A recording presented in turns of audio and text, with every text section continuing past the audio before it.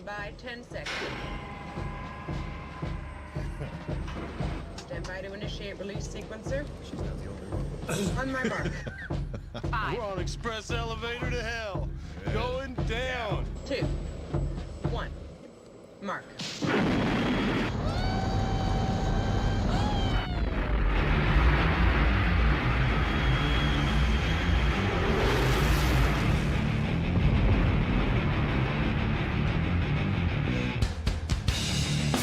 It sounds so much more impressive when I have the headphones on.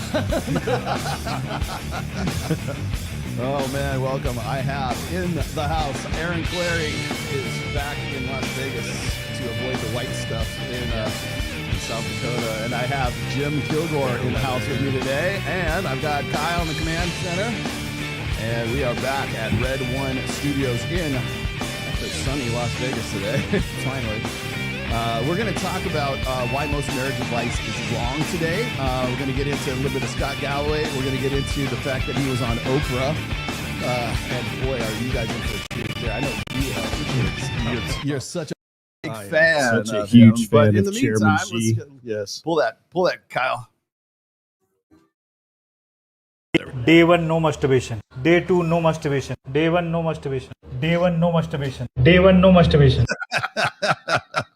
Okay, so I guess we know how NoFap is going in India right now. Man doesn't play the drums, doesn't stay late at the bar, does what he says and says what he does not get a fancy lawyer that the other person can't afford if things get weird. My name's Gwen. I am divorced. I have 2 kids, and I will not ever regret having those 2 kids, okay? So that's really important for me to tell anyone who's listening. I type 110 words a minute. I actually can type faster, but I keep a little bit for myself. I blew out my knee jazzercising, so I don't want a guy that's too active. My best qualities? I own a timeshare. My favorite way to unwind is with a Virginia Slim and a big scoop of cottage cheese, half a tomato. Why I want to find love is I just think that everybody deserves a second chance.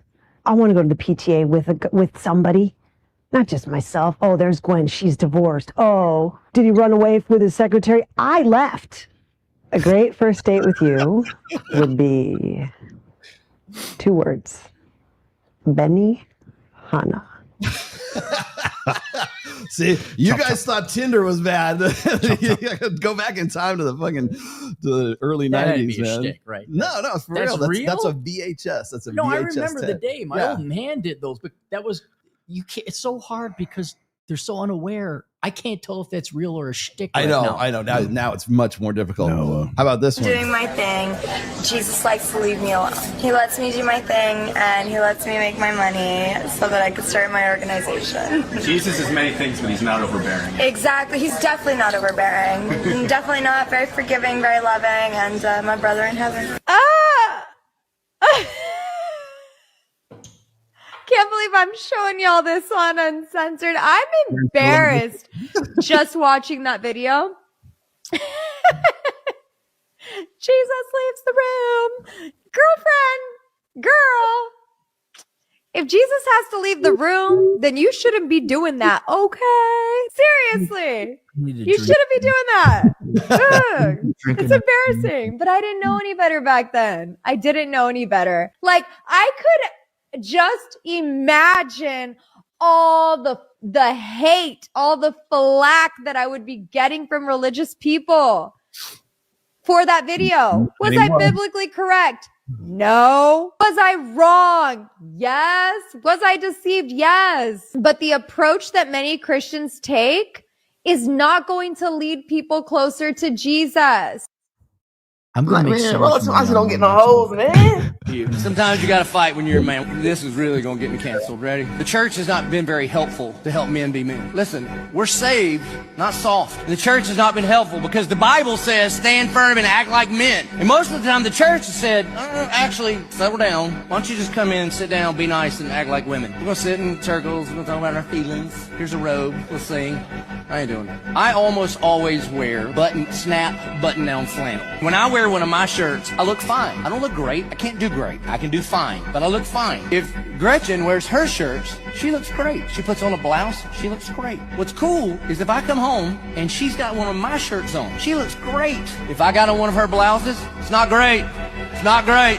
The American church for the last 100 years has been a blouse. It's only fit the women. The church has asked men to not be men. To follow Jesus, you do not have to check your testicles at the door. They were his idea. Grow a pair, stand up, stand firm, act like men. This is what he's called us to do. See, the problem I have with this is that the act like men part suddenly becomes acting like women later on afterwards.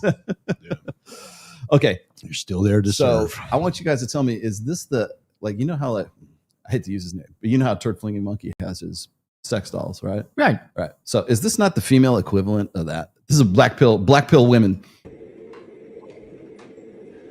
Good morning. Yeah.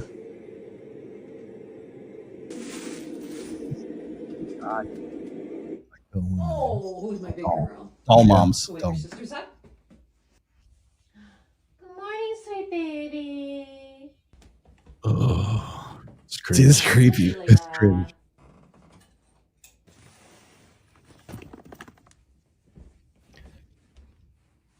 Cozy. Pippa. There you go, sweet girl. 3 times during the night. I hate mornings. What are we doing today?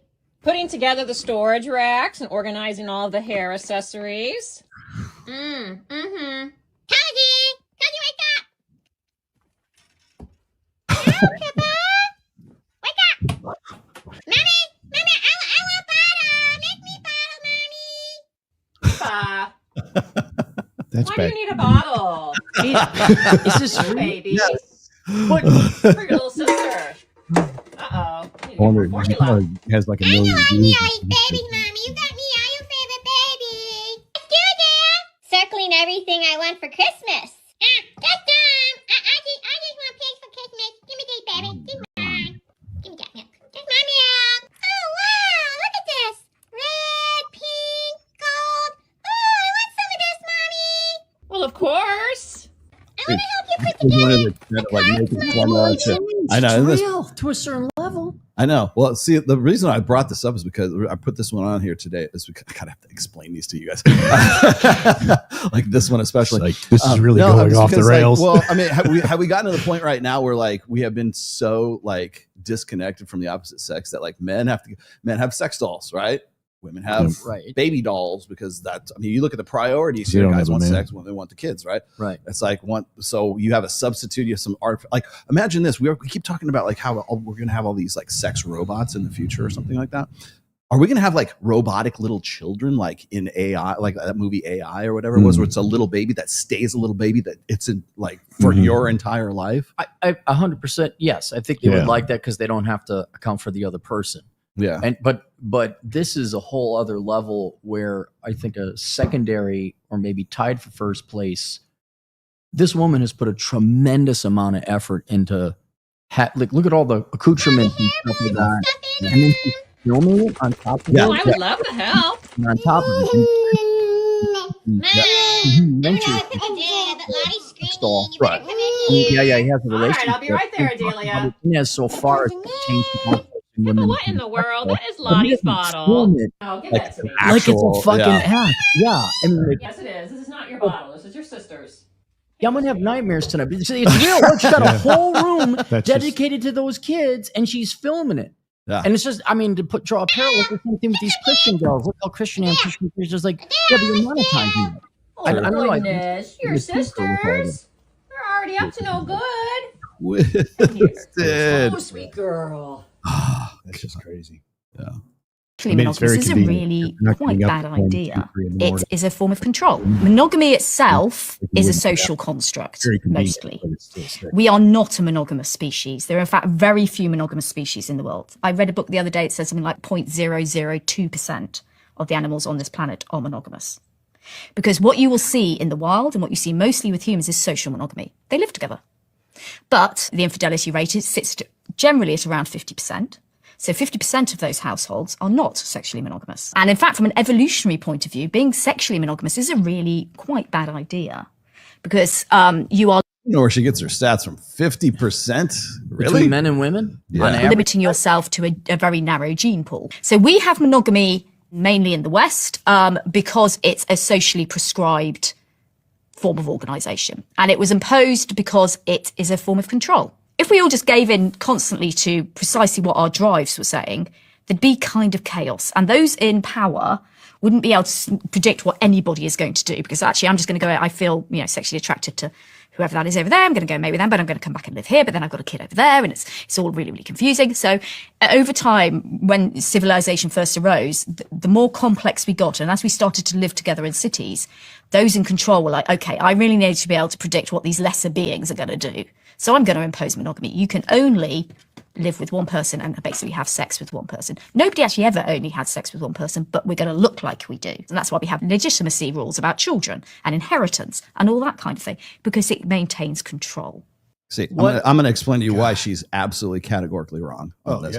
Okay, no, the first thing, and this is not me trying to defend monogamy or anything like that. It's just like from an evolutionary biological perspective, not even evo psych, from an evolutionary biological perspective, we have jealousy instincts and mate guarding instincts for exactly this reason. Correct. Monogamy is not a social construction. It is actually, monogamy, as we know from a social state, yes, but monogamy as a for reproduction, for reproduction and stuff like that, the human race would cease to exist if there wasn't some limited, at least, form of monogamy. So that because we're a species that relies on investing in our offspring, because our offspring are helpless. They're fragile and helpless until they get to be about 5 or 7, however long it takes for them to run away from danger and put food in their mouths, right?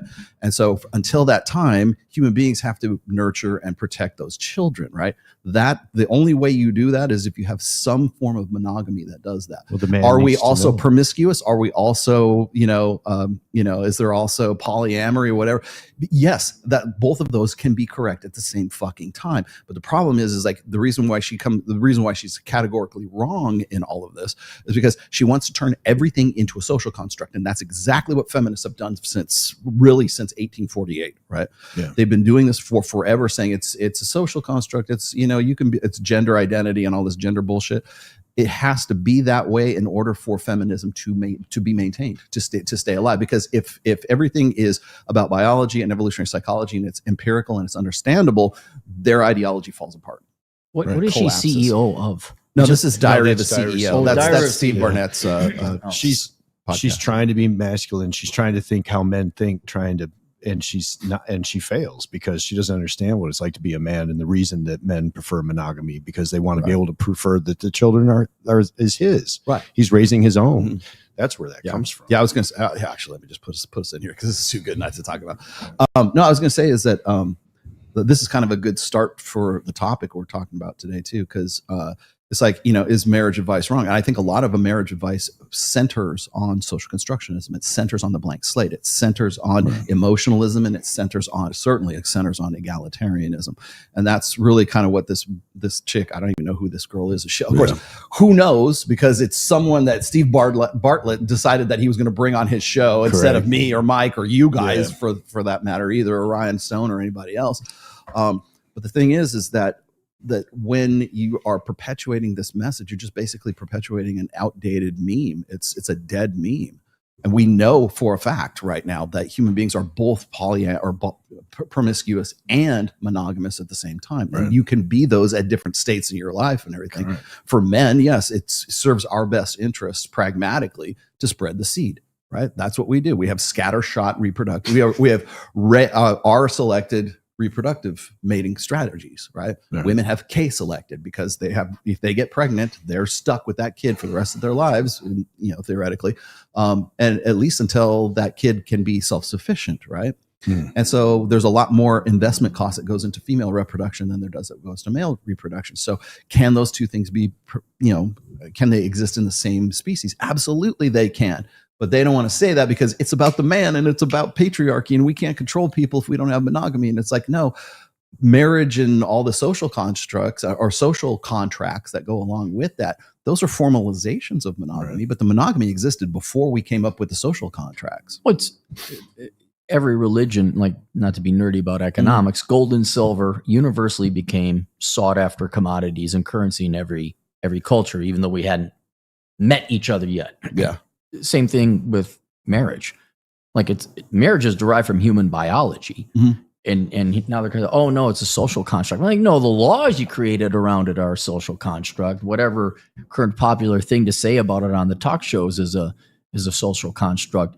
But marriage formed in all these different religions and all these different cultures that had yet to meet each other, and so it absolutely is derived from human biology and genetics. Right, exactly. I think she's just missing the point because she's projecting control. How many times did she say control in that whole statement? Yeah. Like a dozen times. Yeah. That's her thing. She's focusing on that, and she's missing the whole point. Yeah. I think one of the things that we kind of overstress, especially with like, we're going to get into Scott Galloway a little bit later on today, and I've got some other stuff lined up as well. But I think one of the things that we overstress right now, because I'm seeing a lot, this really growing trend of guys who are like, they're not red pill, they're anti-red pill, but they're still popping off with a whole bunch of red pill, like we've been, topics and ideas and concepts that we've been talking about really since the mid 2000s. And suddenly it seems like novel to them because they're building a brand off of this. They're anti-red pill, but they're still giving you red pill points. And all of their solutions to those red pill points are, we need to lift women up more. We need to, we must become less so they can become more. And everything that comes out of their mouth as a solution is something we've already done before in the first place. Right. It's still gynocentrism. Right. It's good for us. As long as the problem doesn't get solved. Yeah. I don't want the normies figuring it out. Then we'd have to get real jobs here one of these days. I got no problem with that. Let them cook. Yeah, let them cook, man. Or let them burn. We should all listen to the fat blonde lady about marriage. Yes, everyone should follow her advice. Yeah, it's funny because we've been getting into it like over the last, really kind of like the month of November, with Erica Kirk, sort of like getting all frisky with JD Vance. And everybody has something to say about marriage right now. And everybody has some kind of like solution to, marriage will make you happier. Men are happier if they're married, or men are richer if they're married, and men are this if they're married. And Scott Galloway's constantly popping off about men need marriage more than women do. And it's like, dude, it's like, are you listening to yourself? Like I want to cook on that Scott Galloway point. It's like, I hate the part where he just takes little data points that are simple data points and blows them up into something. He says, yeah, marriage is better for men because they live for 2 more years. That's it. Yeah. That's the correlation. It's like, really? It's like, I remember, I'm in a relationship now, but when I was single, I didn't think about dying. I didn't care. I didn't care if I died in a blazing glory on my Ducati doing 150 miles an hour. You don't care about it. But if you're in a relationship, whether it's marriage or anything else, now you've got the burden of performance. So you're going to stick around for a little longer because you feel that you have compelled that you're taking care of somebody else. Are you happy because of that? Are you actually in a better situation because you lived 2 more years in a dead bedroom? Like, it's a little more complicated, but he loves nitpicking these little points of data and saying, oh, men need to be married. It's better for them. Right. It's like, we are better together than we are apart. You've said that 1,000,000 times.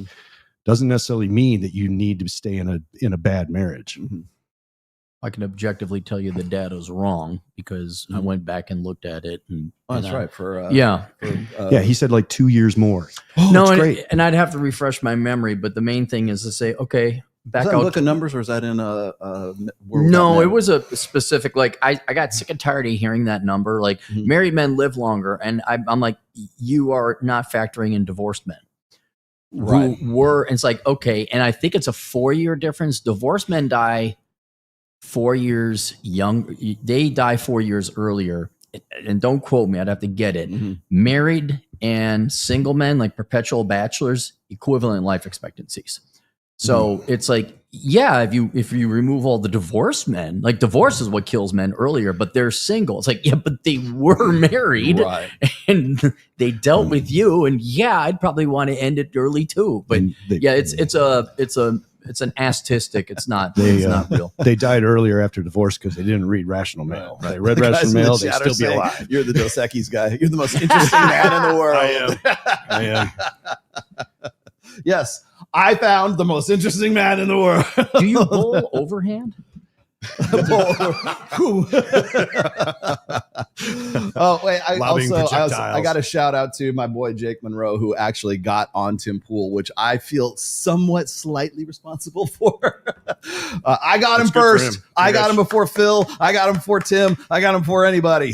Congratulations. Now he's cool. Now he won't talk to me anymore. No, he will. No, he's coming out here to Vegas in February, so I'm gonna have him on the show. I might see if I can get him on Access Vegas too. I was just fucking with him on his show before this. He'd be awesome on Access Vegas. That'd be a really it would good be show. cool. So bravo.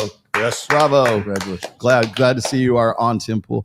Now, I was gonna say is that when we're talking about like happiness, this is another thing that gets thrown around like way too much, and I wanted to address this actually from the beginning because it's going to set the tone for the rest of the conversation. Whenever I hear somebody say, well, married men are happier, women are happier when they are married with kids, or then 2 weeks later, women are happiest with no man and no kids, right? And we're constantly bombarded by these like conflicting messages, right? But they're all based on one thing, and that's happiness. And happiness is always this nirvanic, sustainable, maintainable, emotive state of, happiness and bliss for forever. And I'm just like, this is bullshit. And so I started digging into this, and even guys like Rob Henderson, who, by the way, I have the deepest respect for Rob Henderson. I think he's a great writer. I think he's a great thinker. But the dude, once he got his doctorate, sorry, Rob, I'm going to sell you out here. Once you got your doctorate, something changed. Like the grift was fucking on at that point. And so like when I look and I read, because he's Evo Psych guy. Once he got his doctorate, it's like now he has to make a living with it. And how do you do that in the modern age? You become an influencer. You have to have a blog, you have to have a Substack, you have to have a YouTube channel, you have to have a Twitter presence, you have to have all this, social media stuff so that people will, and you got to keep it going and keep it going and keep it going. Otherwise people forget about you because it's appear or disappear. And so one of his shticks in 2020, he actually referred me, not personally, but in a tweet, referred me to a book called Positive Evolutionary Psychology. And I thought it was one of the most fantastic books I ever read because it kind of takes Evo Psych out of the gloom and doom, like, we're all doomed because of our genes or because of our evolutionary past or something like that. And it puts a positive spin on evolutionary psychology, right? And one of those things was happiness. And I keep quoting him on this every time he pops off with something about like, well, you'll be happy. People are happier if they do this, or people are happier if they do that. And the statistics and studies show that happiness. And I'm like, this is why women are fucked up right now, is because they believe in this bullshit fantasy of a state of happiness that can be maintained indefinitely. And not only that, it is their entitlement to that happiness. And men are the ones who are supposed to supply this indefinite happy state where they never have to be unhappy. They never have to be depressed. They never, unless mom dies or a dog dies, they never have to think any negative fucking thought. And if they do, it's because that man is not meeting her fucking needs. What are her needs? Keep me fucking happy. That's what it boils down to, right? And so it's the man has to provide that happiness. And the thing is it's approaching happiness from a completely wrong-headed way of doing it. So in that book, they talk about happiness, and in there it says happiness is a proximate outcome, not an ultimate outcome. Yeah. Happiness is an emotion. It is an emotive state. So what are emotions? What do emotions do? What are the functions of emotions? It's to prompt an organism. It could be a dog or it could be a human being, whatever, from one state to another state. Usually it's survival or it's reproduction. Right? Sex makes me fucking happy, right? I'm going to keep fucking doing that. Why? Because nature doesn't care how the babies are born. It cares that the babies are born, right? And so, but does it make you feel happy? Does it make you feel a sense of pleasure? Does it make you and so when I am at my house, think about the things that you do that make you happy, right? Playing guitar. I like doing this show. I like painting Warhammer models, right? I like being a nerd. I like doing all this stuff that I do. And I get to where I'm at because I enjoy the process. I enjoy the act of doing those things. It's not at the end of it. It's nice to have like a nice little product afterwards. That's great. Right. Like I just finished a new book, right? I like having written, but the part that I really get into is when I'm like formulating ideas and I'm putting them down on the page, right? As a writer, as an artist. So it's the process of creating the art, which is where I gain the most happiness, right? Happiness is not being, it is doing, right? So when we're depressed, when we feel anxiety, when we feel sadness or whatever, what your emotions are prompting you to do is to get out of this fucked up state and move into a better state. anxiety is, that's why people like, stress out and they need medication and everything so that they don't have like, panic attacks and shit like that, because their subconscious is saying you're in a state that's unsustainable and you feel this way, and you wouldn't feel this way if you got out of this fucking state, because you can't survive. But wouldn't that require work to get out of the state? Well, is there a way you I can to do something? But dude, that sounds like work. That sounds like it action could. and responsibility. See, I don't think of it as work. I think of it as like something that's fun to do, right? It could be work. Yeah. So I enjoy doing my work. I mean, it takes effort. Yeah, you might enjoy it, but you got to get off your ass and do it. In fact, that's another thing. And more studies show that people are their happiest when they're in the middle of doing something. They're doing a project, right? So there's no maintainable state, but we believe that there is. That's why antidepressants, SSRIs, are prescribed to women at a record highs right now. I mean, if you look at I have the stats somewhere, but you just look at the bar graph of this, and it just goes through to the moon. In just really the last 20 years, since 2000 to where we're at right now. Yeah. And the reason for that is because we've sold women not only on the idea that happiness is a state that is maintainable, but they're also entitled to be in that state all the time just because they have a vagina. I think it's even more so that they think the default state is happiness, that it does not require work, effort, accomplishment, some kind of progress, activity, or whatever. Like they think once everything is all done, then I'll be happy. It's like, no, you'll be bored. Right. You will be bored. It's but not it's the an outstanding destination, it's the journey. Right. Yeah, it's an outstanding observation, though, you said, and it's those people, the guy's fault for not making me happy. Yeah. That's a connection. For not providing me with what I'm entitled to. And so therefore I'm going to divorce you and find somebody who can, or else I'm going to have to find some way to supply this for myself. And it's this never ending tail chase of trying to find some way to make themselves like permanently happy. And the fact of the matter is you ladies, you will never, ever be happy. You can do the things that make you feel the emotion of happiness, but you will never be happy continually. And it's like, if you want to talk about philosophy right now, it's like human being, the human condition is defined by discontent, not by contentment. Because once you writing a book, right? I just finished a book, right? And what's the first thing I think of a week after the book is already published? And what's the next one? What's the next one? What's the next fucking one, right? Yeah, what am I doing next, right? I've already got to this plateau. I got my bachelor's degree. Awesome. What's next? Master's degree. What's next? My doctorate, right? What's next after that? Who the fuck knows, right? But like it's this never-ending state of being discontent. And the trick is knowing how to deal with discontent creatively and destructively. Yeah. And that's the problem, is that when women get into this cycle, and I shouldn't say just women, because I look at like guys who are, Scott Galloway is going to talk about here in a minute, about these poor kids who are like, sitting in their basement playing video games and jerking off all the time and, smoking weed. And right. Where are these kids? Like it's this like stereotypical, like it's like the Family Guy or something like that. They're just sitting in the fucking basement somewhere. The state of happiness, I'm wondering if it's just a cope for women that are trying to be more masculine, because more single, they're in relationships where the guy's blue pill beta, he's cucked, or he's given 1,000 concessions and he's betatized. And so she's picking up more masculine traits. If he was masculine, if he was protector, if he was the provider, and she was able to be in her natural feminine, and she could look at him every day and know that he's the best that she can do, would she be more happy? Would she be more content? Not because she's more masculine and trying to be happy, but because she's more feminine. Yeah. I mean, I don't want to go off to the subject, but I was just like, I'm wondering if we're seeing more and more and more of this, because there's fewer and fewer men who are able to provide the situation for a woman to be in her natural feminine, be content with herself. I agree with that. Yeah. I've got a really great video for you guys. Hang on.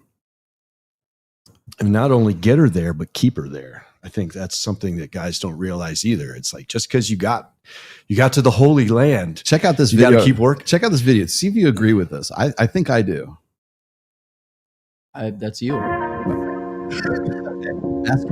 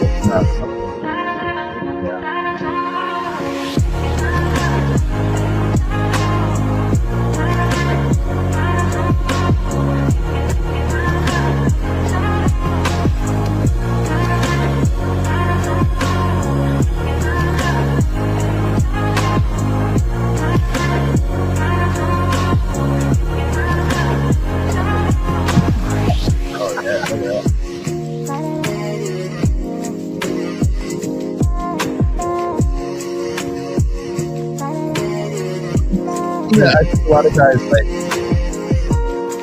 when you're talking about, like, how women are, I'm almost wondering, like, well, we're not there. They're not. That would take a high level. I mean, that's why they did have issues. That's the thing.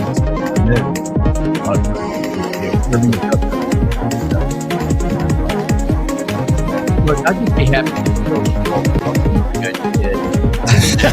you're expecting them to bring the cup up to their lip. I mean, yeah, bull ring. You know, I'd like my car to have an engine. We can worry about whether it's got a radio later.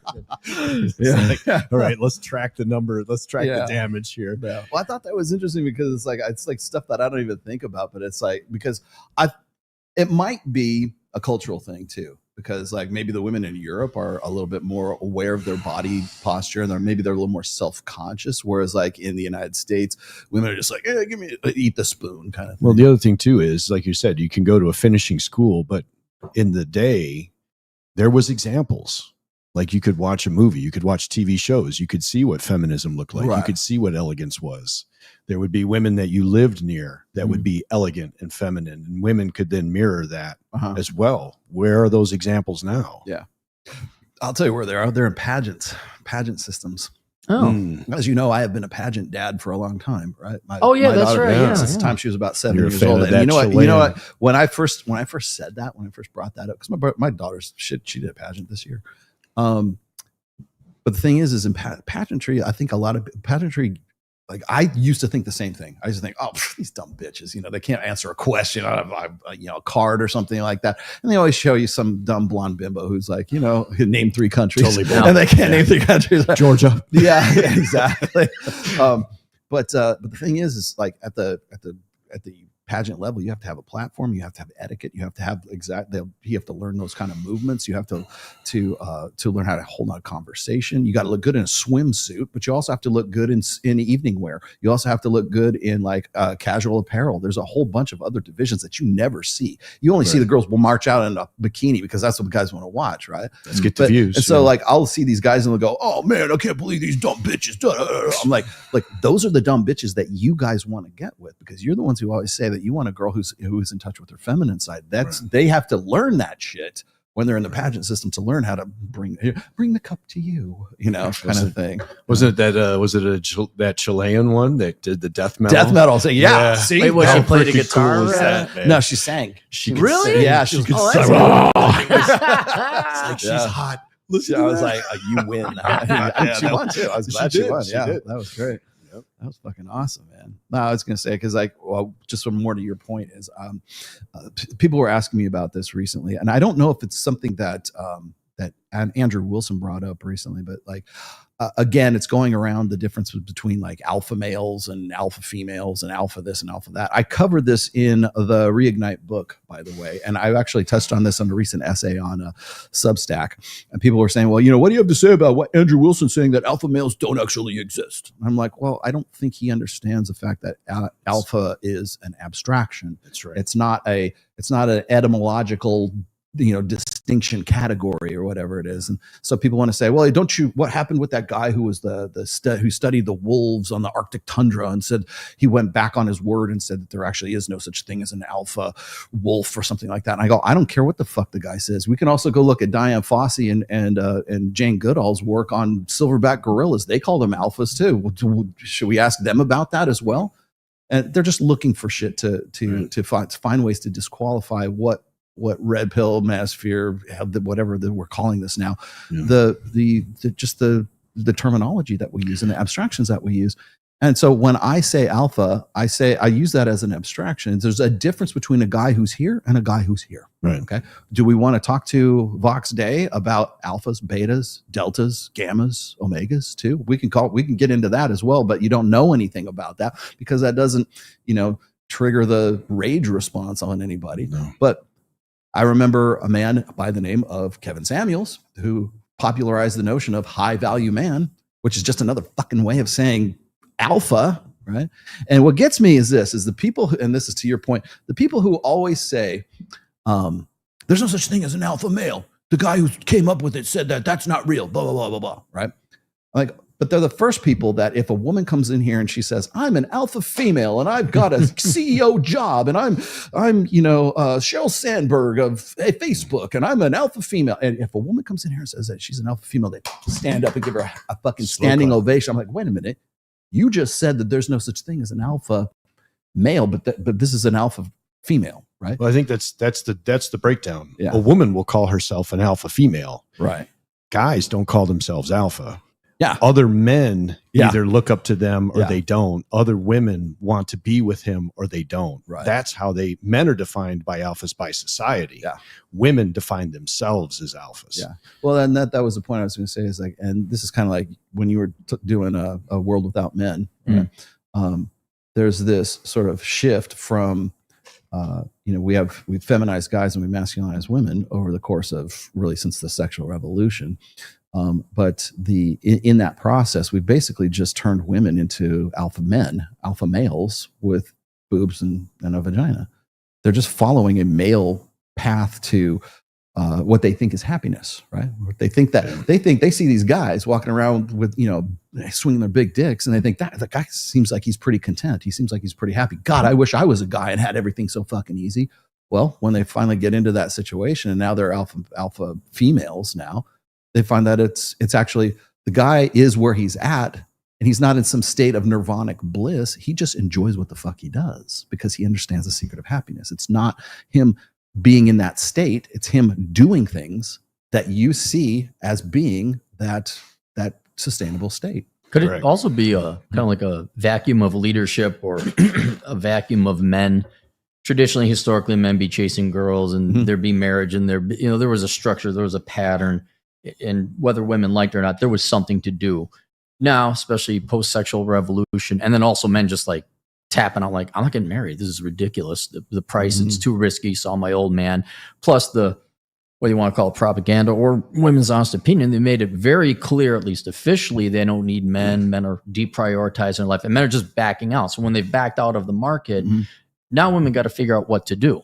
Like the one gal, basically coping about how, well, it was always monogamy and this and that. Like, okay, that's great. Are you just bored? You're saying, why are these girls all act? Like, why is the gal acting crazy with the doll babies and putting such effort to the point you created a house for them and you're role playing with them? I think it's because guys have vacated society to some level, and these gals got to figure out something else to do because now it's like, all right, men are not here. You don't get and plus you were told men is not the source of happiness. Go find happiness now.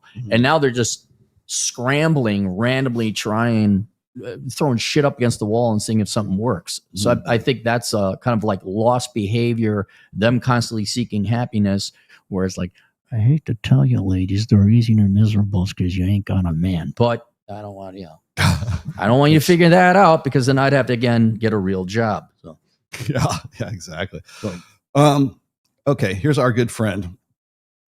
Let's go with Galloway first since I'm going to harp on him a little bit. Time to 30s who doesn't have romantic love. It's like the greatest tragedy ever. Poor Lisa never found romantic love, and now she's in her 40s and she has cats. What a tragedy. Guess what? Lisa's just fine. All of the research shows the following. Men need and benefit from relationships much more than women. Widows are happier after their husband dies. True. This is true. Women do live longer in relationships. They live 2 to 4 years longer. Men live 4 to 7 years longer. If a man hasn't cohabitated with a woman or been married by the time he's 30, there's a 1 in 3 chance he'll be a substance abuser. When women don't have a romantic relationship, oftentimes pour a lot of that energy back into their friend network and their professional lives. When men don't have a relationship, they pour a lot of that energy back into online content, nationalism, misogyny, anti-immigration. They start blaming other people for their problems. In my 20s. So what? What if men girls choose to read Milking Cow Happy Farm, where the hell that movie was? They read their and then fine, go. So guys are playing video games. Should you be addicted? No. But so what? Guys are looking at prawn. Guys are playing video games. They're drinking. They're doing drugs. I don't know. Sounds like a good day to me. What pisses me off, because he's an academic, and I don't think Galloway is malicious. I don't even think he's propagandist. I think he actually believes this shit. But it's knowing what your metrics measure, and that's where he's failing. So he's saying, "Oh my God, men are doing," and women go off, and it's like, yeah, I could believe a lot of these statistics are true, but is it bad? They're still cherry picked, and he's not saying where he's getting them from. And some of them sound a little bit exaggerated, but he just knows the market that he's talking to. No, because he's a left wing nutcase. He's going to appeal. You believe he's politically motivated? Then is what you're saying? Absolutely. Okay. I believe. Well, I know that he's partly politically motivated because he was trying to redefine masculinity in the last election, saying we need a Tim Waltz masculine type of person in the White House. Yeah.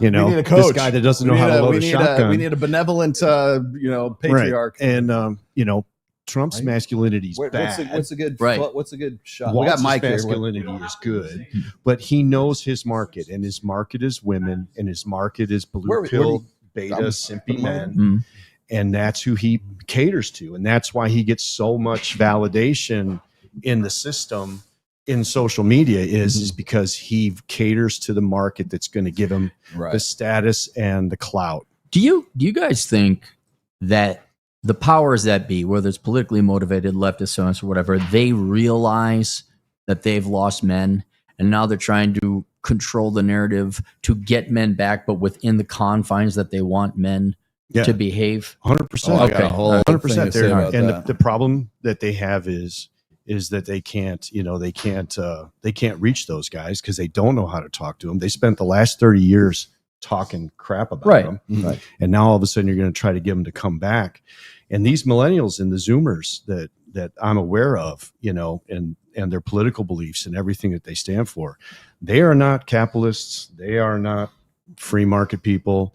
They're either populist Marxists, which I think Chairman Scott Galloway appeals to, or they're populist nationalists, which are kind of more MAGA. And the last time I saw two young groups of men, these disenfranchised, low propensity voter men that are minorities and poor, was 1930s in Germany. Yeah. Right. So that's the risk.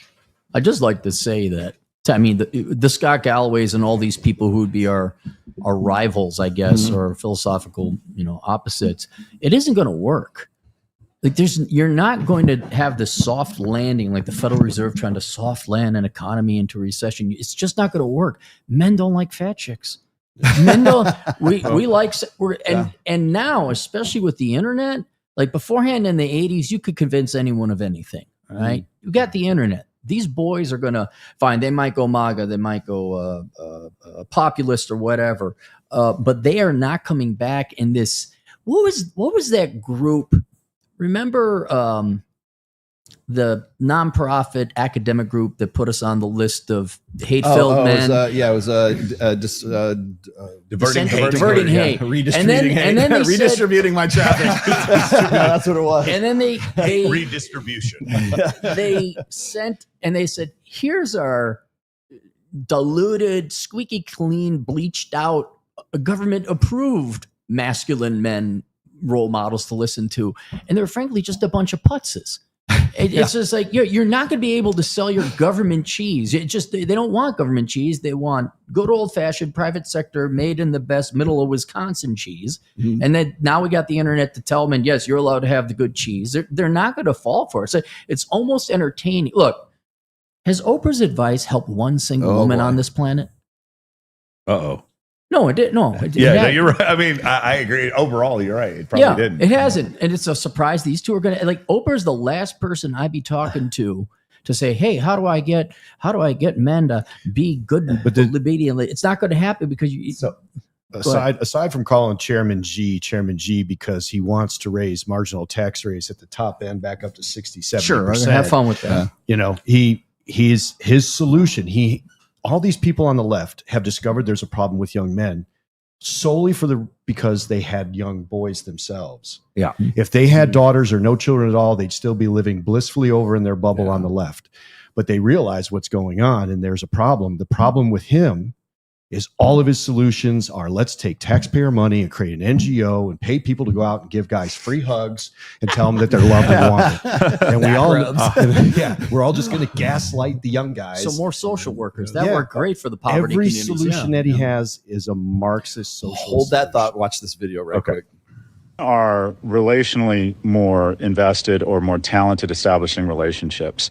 And typically they use their friends as a means of gaining confidence to enter into a romantic relationship, whereas a man, if he doesn't have a relationship by the time he's 30, there's a 1 in 3 chance he'll be a substance abuser. And also, is that true? I need to look that up on Perplexity because I don't think there's a cartoon open. No, Jim Well, is saying, if he's saying there's no relationship by the time he's 30, I mean none whatsoever, I could see that. No, meaning like you didn't have a girlfriend when you were 21, 22. Right. You made it all the way to 30 and you're a virgin. I think that's what he's extrapolating virgin data with not a relationship till 30. And in that case, I can see that being. I'll throw another one. Yeah. Is alcohol considered substance abuse? Yeah, that would be. What are you supposed to do? Only 1 in 3? Well, to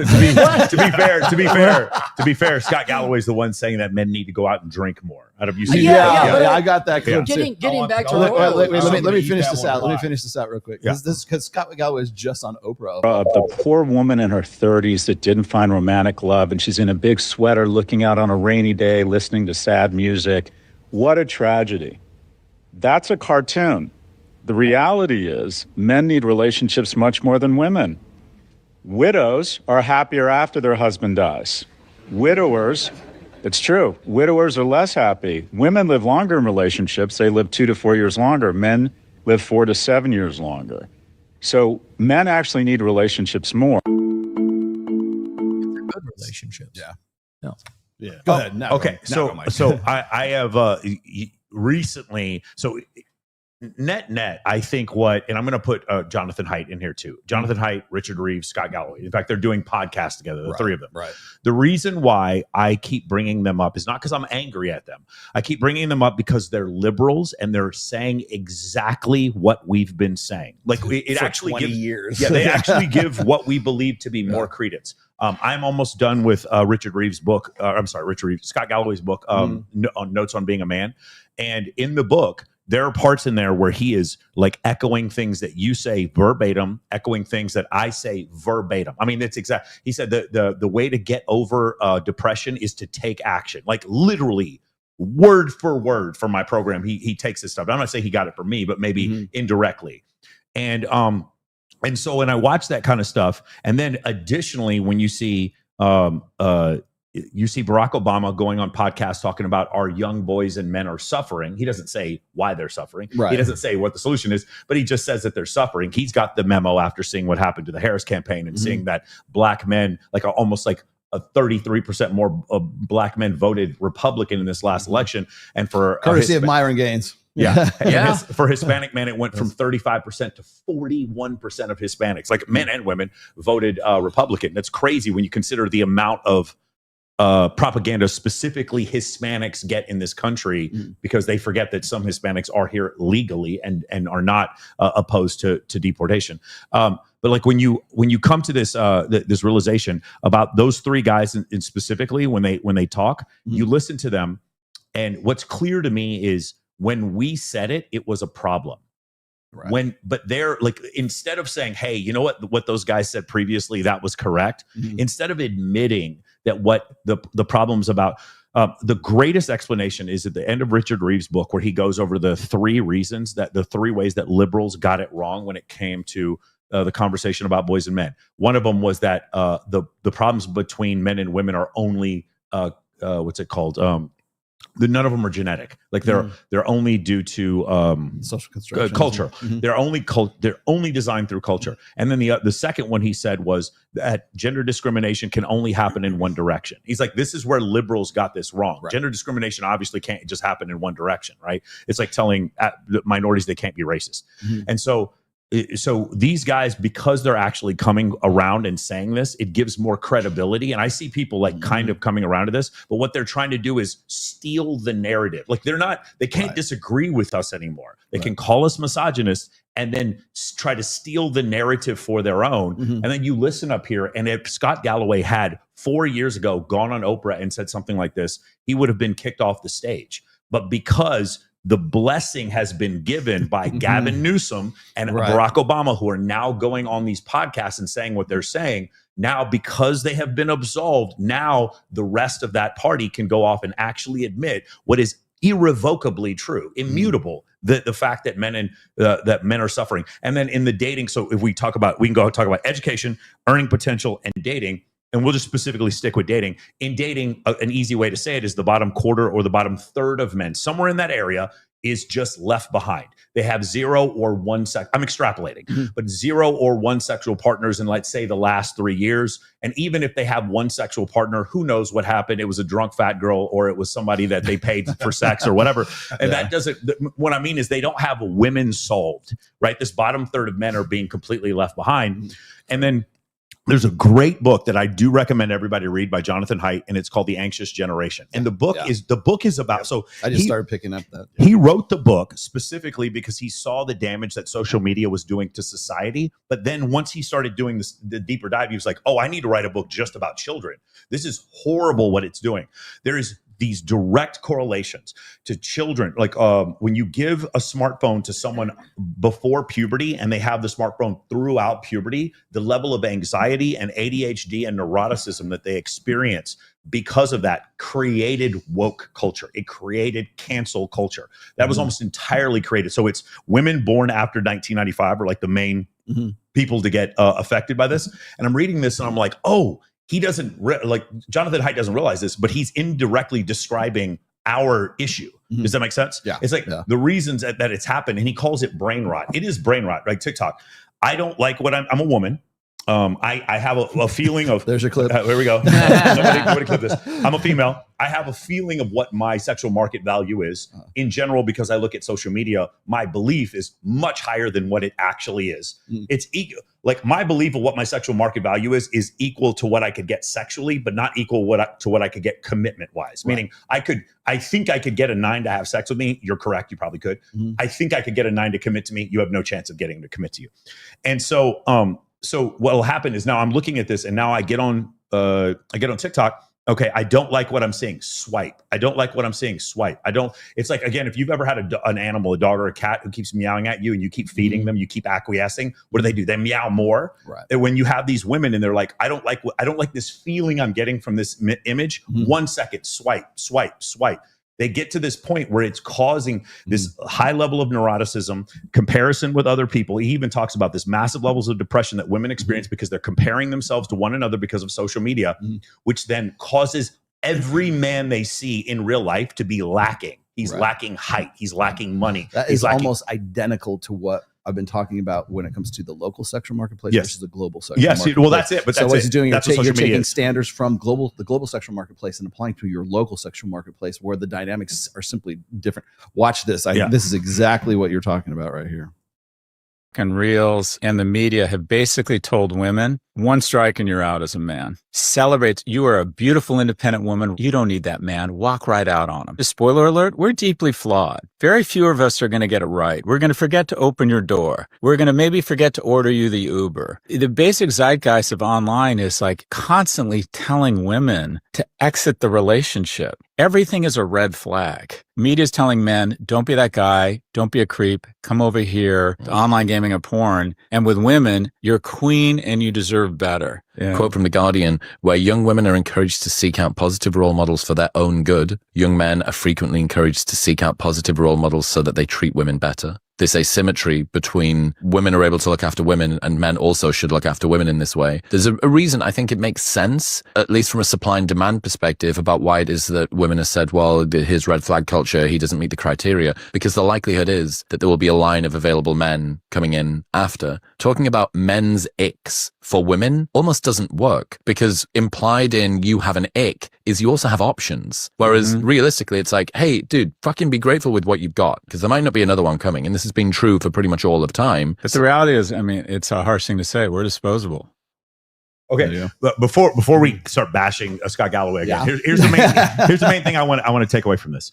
For those, I was going to go in on Chris Williamson. Go ahead. For those of you who are watching this, I have mixed feelings when I watch that. First off, what they're saying is obviously correct. Yes, they've come to this conclusion, but the problem is they're trying to take the narrative from us. So if you're watching this, I don't care how you get your help, I don't care how you come to the Lord, just as long as you come to the Lord. Okay. In this case, what's happened, like, just all I'm asking is for those of you who are smart enough, or at least can check your sources and check on the internet and see that conversation that Chris Williamson and Scott Galloway had is exactly, not kind of, not sort of, it is exactly the conversation that we have been having for Rollo and I for the last 4 years. Exactly. So I would ask kindly, don't let them steal that narrative from us. That's what they're trying to do, and they're trying to liberalize the narrative a little bit more. Even though Scott Chris is a little bit right of center. The reason why I think that's important. Hold that thought. The reason why I think that's important is because once they've taken the narrative, then their solutions end up being more of the fucking same. Yeah, that's a problem. Is they go, okay, well, we agree with you, but okay, great. What's your solution? Most people will just stop and say, well, we're here to raise awareness, right? But it's not about that. It's about, well, guys need to be nicer. They need to be kinder. They need like that, because that's what's I'm hear coming out of Scott Galloway's mouth all the time. And it's very much a similar situation where, like what Chris Williamson was saying there, is when you are telling women, you do what's right for you, and men must do the right thing. Right. And so what's that right thing? To make women's life easier, to be a better eligible bachelor for women, so that they have more options of who is they want to marry, and that maybe then we'll be able to solve the fertility crisis or something like that. And it's the exact same thing that we see in the church right now. We have the debate about whether or not, you should get married, you should not get married, just find a good wife and start building a life together kind of thing, without, just launch into marriage willy-nilly, keep your blindfolds on and go after it. But what I see from the conservative side and what I see from the liberal side is the same message. It all ends up in the same place. So when they take the narrative, it still ends up in the same place. You owe women a better life. That's the ultimate solution. I'll make a finer point on it and provide a conspiracy theory that Jim would probably agree with. They are diagnosing the problem correctly, like everything Scott, and they're diagnosing it correctly because of their ideology is like supreme, and they're not empirical. They're leftists, starting to introduce politics.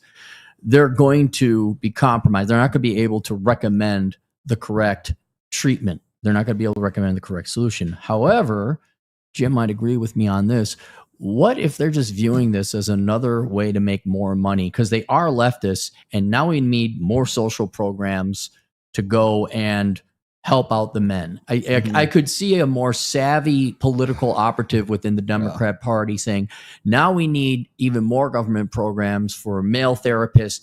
You're already seeing this. You're seeing this, especially in the UK right now. But like, you're also seeing sort of like the germ of the idea take root here in the United States, where it's like, well, we need to do mental health outreach for men so that we can address the suicide issue, is what these guys are really focused on right now. So like, when guys get out of a divorce, they're 9 times more likely to take their own lives. They're already 4.5 to 5 times more likely to do so, just in general. And depending on what age they happen to be, those numbers end up going up. But the thing is they won't say what kind of mental health we're talking about. They're long on rhetoric and they're short on specifics. So whenever I see somebody say, well, we need to really reach out and help the guys, okay, how are you going to do that? Or they'll say, we need alternatives for our kids in school so they don't have to live. Like, remember when we watched the CBS the documentary? We need to have alternatives to guys like Mike and MOA because they're teaching these guys to be these misogynists, and so you walk around with a big heart on all the time, right?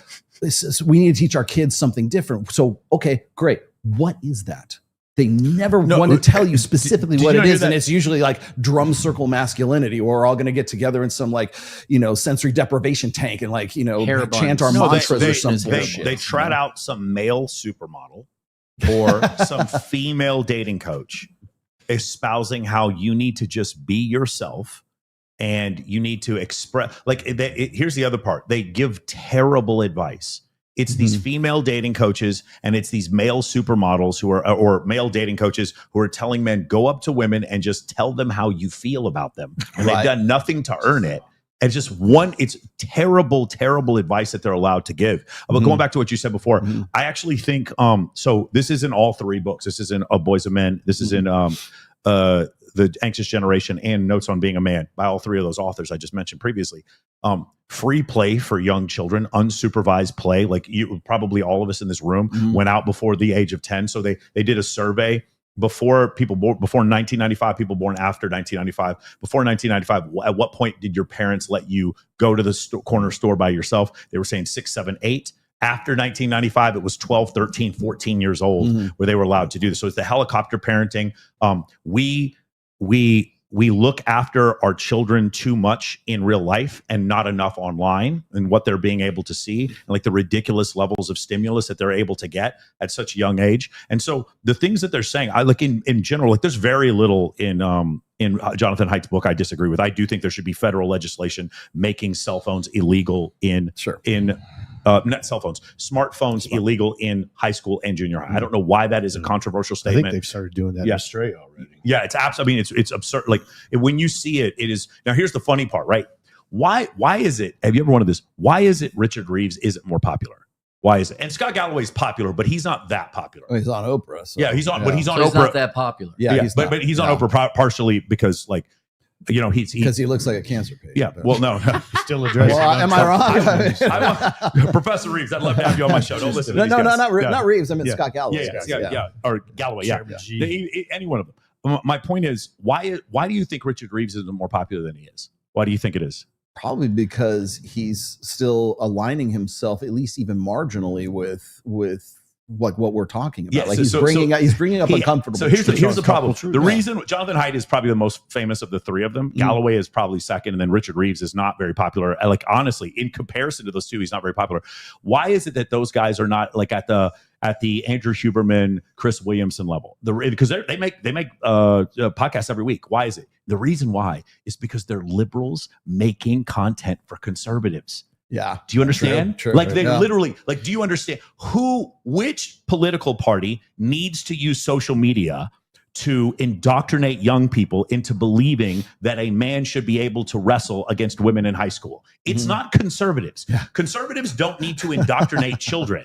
We know, as a young boy, I knew that girls were pretty and I liked girls. I didn't need to be taught to wear makeup or think that was acceptable behavior. I need to be indoctrinated in order to believe those things. The indoctrination comes through social media. So it's like the right hand doesn't know what the left hand is doing. Jonathan Haidt is a liberal, basically chastising social media agencies that are owned by liberals. That's the problem. So that's the reason he's always going to have this glass ceiling, because no one gave him the memo. It's like, no, bro, how are we supposed to indoctrinate these kids into pro-abortion, LGBT, and high levels of whatever socialism? How are we supposed to indoctrinate them if we don't use social media? Like, Jonathan, shut the fuck up. In fact, Zuckerberg came after Jonathan Haidt and said, no, you're misrepresenting your data. No, he's not. He's not misrepresenting the data. But it's what you said before. It's the problem with the issue that Richard Reeves has is that he's a liberal, but unfortunately he has a wife and children. Yeah. And then reality kicks him in the head and he's like, oh shit, I can't keep thinking that my political dogma is going to save my children. It's not going to do that. And the same thing with Galloway. It was like Galloway sitting there watching this, and like Galloway, of the three of them, I find him economically, he's the most progressive. He's the most liberal, like you said before. Like the things he believes economically are terrifying. Yeah. And then I watch his show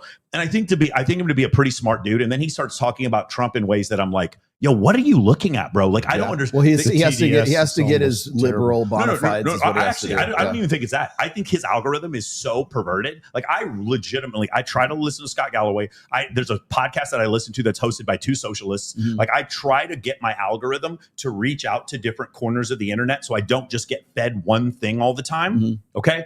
And it's very clear to me that Scott Galloway doesn't. Like, he actually is like, I think that, Trump is going to fire his whole cabinet in the next 30 days. I'm like, no, he's not. He's like, well, it's clearly a failed administration. I'm like, what are you talking about, bro? Like, that's wild to me. I'm not saying there aren't problems with the administration. It's like, when I listen to him, it's very clear that he's, from a political standpoint, he's completely biased by the algorithm. And that's what's so terrifying about this, is that we're going on social media telling kids to get off of social media, and the social media is perverting our own algorithm. Well, again, that's kind of like what I'm a little bit concerned with when they're trying to appropriate the narrative from, like, they're basically saying you guys are right, but we're going to keep you off to the side here, and we're going to take your shit. We're going to take your shit, and we're going to use your shit, and we're going to appropriate it, but we're going to use your shit and your diagnosis, or your analysis, and we're going to use it for our own diagnosis. Is what we're going to do. And then, so, like, remember that show when it was Andrew Huberman, it was Chris Williamson, and they were talking about the it was Andrew Huberman was saying it's a good thing to take a day from 2-3 different locations, so it seems like you have a longer time with them and it builds more of a relationship. Oh, that's what pickup artists used to use. Yeah, and then Chris Williamson, oh yeah, I didn't know if you know this, but like, this is exactly what the PUAs did. They weaponized it in back in the day. Back in the early 2010s or something like that. And I'm like, Chris Williamson owned a nightlife group. If you don't believe that Chris Williamson has ever used game to attract a woman, how naive are you? I have never seen Chris Williamson with a woman. Chris Williamson, he has a female partner. He does. I happen to know he does. Okay. But he just doesn't show her, which is very smart. No one has ever seen this dude. I've seen him with lots of dudes. I've never seen him with one chick. He took that from Joe Rogan. You notice how you never see Joe Rogan's wife in public? But you do see, not in public, but you do see, like, I mean, maybe it's in paparazzi or something like that, but you can tell. They took like hidden field photos of her. Yeah, exactly. But I was gonna say that the thing is like, it's okay when Huberman says it, exactly the same thing that Mystery said 20 years prior. Yes. But that was weaponization. But when Huberman says it, it's not. That's what I'm saying is in the overall narrative is they're trying to get like state approved actors to say pretty much what we've been saying for the last 20 some odd years. But when we do it, we're bad. When they do it, it's okay. And the reason why is because once they've established that as their sort of messaging, then they can take that and they can use that to say, well, if men were more nice, or if men were more like Scott Galloway, for whatever fucking reason, thinks that being kindness and nice and everything else is like the key to good game for a guy who met his second wife in Miami at a pool party when she was 19 and he was 34. I don't think it was his kindness that got them together. No. Well, sorry. But to be fair, he admits, he's like, I went out because I was horny. Which, by the way, good on you. He said, when I saw my wife, I didn't think about having children with her. I was just horny and I wanted to have sex with her. Yes. I appreciate that however you come to the Lord, it's fine. It's just as long as you come to the Lord. Okay. Yeah. That's my issue. The thing is, for those of you watching, be smart enough to understand they're just trying to take this narrative away from us. Mm-hmm. And so again, I have mixed emotions. On one hand, like there's a couple of other content creators who make social circle content like me. There's very few. There's like fewer than 5.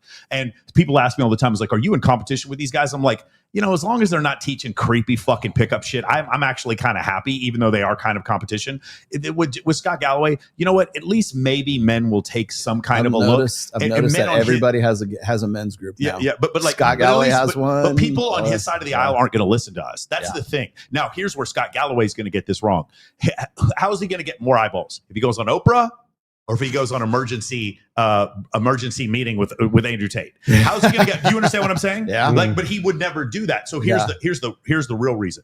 Before you were saying they're now admitting that us in the manosphere were right, but here's the state's sanctioned way of expressing this idea. I'm not telling you they're not going to admit that we're right. They're not admitting that we're right. What they're saying is, these guys are misogynists, discount everything that they say. And because we're going to use woke principles, you guys remember I explained before what woke means. Woke means all woke means is the conversation is over.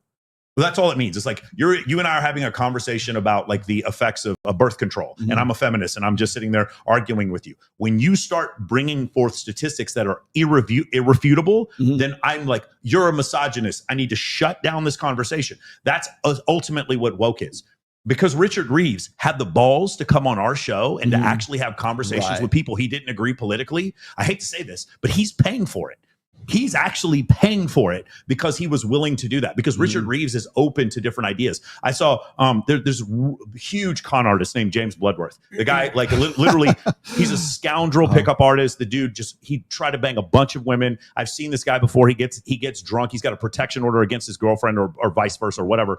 And the guy goes off and he talks about, I escaped the manosphere. No, you didn't, bro. I saw this guy is just completely gaslighting everyone. Yeah. But he gets on all these different shows, even though he's a liar. And then, but what happens is, because he's got this state-sanctioned way of explaining it, it's just like adolescence. Well, one more time, for any of you who are watching this, if you have any, if somebody ever brings up adolescence, I don't know if you saw this, Akash Singh's wife brought up adolescence. Was it in one of Flagrant 2? No, it wasn't Flagrant 2. It was one of her response videos on TikTok. The show Adolescence, never, not once in the history of the United Kingdom, has a young adolescent boy stabbed one of his female teammates because he watched red pill content. There is not a record of this happening one single time. Tell your friends, spread the word. Adolescence is fiction, and they're using it to pass legislation in the United States and the UK. A show that was produced by Brad Pitt that is completely based in fiction. None of this happened. Okay. I don't agree with everything Andrew Tate says, but he's not causing boys to stab girls. That's not real. And so we've gotten to the point where it's like, I got into this. I'm in this for the love of the game. I just want to tell the truth. That's it. I actually used to be pretty liberal 20 years ago. I'm just in this for the love of the game. I just want to tell the truth. These other people you're trying to push forth a political ideology, and you need to somehow make reality fit in your ideology. And before, your ideology was men cannot suffer. Men are a privileged class. Women are a protected class. Therefore, gender discrimination can only happen in one direction. And they got that wrong. And now they're trying to overcompensate because the consequences of their behavior was losing an election badly. An election they were sure they were going to win. They lost it badly because they did not understand this concept. It wasn't, and by the way, it wasn't just that they didn't understand the suffering of boys and men. It's that they had the audacity. I still cannot believe this. The audacity to have Cardi B, Megan Thee Stallion, Glorilla, and Jennifer Lopez. I'm not being funny. All those guys like previous strippers, prostitutes, and women who bragged about robbing men at the DNC. Can you imagine? Well, I would take that one, and this is like on your point here too. Is I think that we're like, do they believe this stuff? Like, is this something that they're like that they're invested in? And that's what I was saying before. Is like, I think one of the reasons why they're trying to appropriate the narrative at this point is because they have come to the point right now where because we're going into midterm elections next year, or in 2026, and I think they've realized that it's a lost cause for leftists, for a liberal progressive mindset to try to get men to come back to the fold. They were never in the fold to begin with. Okay. Whether they were on the best that they could have hoped for was that fewer men would go out to the polls and vote. That's essentially what it was. Yeah. And if you look at like what was it, Kamala Harris in her book was saying that it was like Andrew Tate and Myron Gaines who were like instrumental in like helping her lose the election. Not wrong. And yeah, she's not wrong. But the thing is it's not like Myron and Andrew went out of their way they were just doing what they were doing, right? It's not like it wasn't some plot on the part of like the Trump administration to get Myron Gaines and get these guys so on dangerous. That's why in the UK they're passing legislation. I want you to consider, call this whatever you want. I don't even want to call it the manosphere anymore because I don't want to label it. I want to just say men waking up, or the world waking up to the plight of intersexual dynamics. Well, I'm just going to use the manosphere to be reductive. Okay. The concept of the manosphere. I'm sorry, which political party do we receive donations from? Is anybody? I What, wish. I'm sorry. That'd be nice. I'm sorry. Which sponsors sponsor us to say what we're saying? You're telling me a completely. Hold on, think about this. The CIA has yet to come up. If anything, they're putting money into organizations to shut us the fuck up. That's what they're trying to do. You're telling me too stupid to not put money into this. You're telling me that there is an organization that is completely self-sufficient, that is turning minority men against the Democrat Party, and it requires zero fundraising? Yes. Are you fucking kidding me? Of course the UK. Well, UK can't battle it. So what they're doing, because by the way, the most embarrassing thing that's ever happened to the UK government, you want to know what it is? Andrew Tate. Andrew Tate humiliates them. He goes on his show that gets more views than anyone else that they have in there, regardless of what you think of Andrew. He goes up there and he excoriates London. He excoriates the UK constantly. And so they all of a sudden, 15 years later, he's got sexual assault charges. I don't know if they're true. I don't think they are, but I think it's funny it took you 15 years to come forward with them.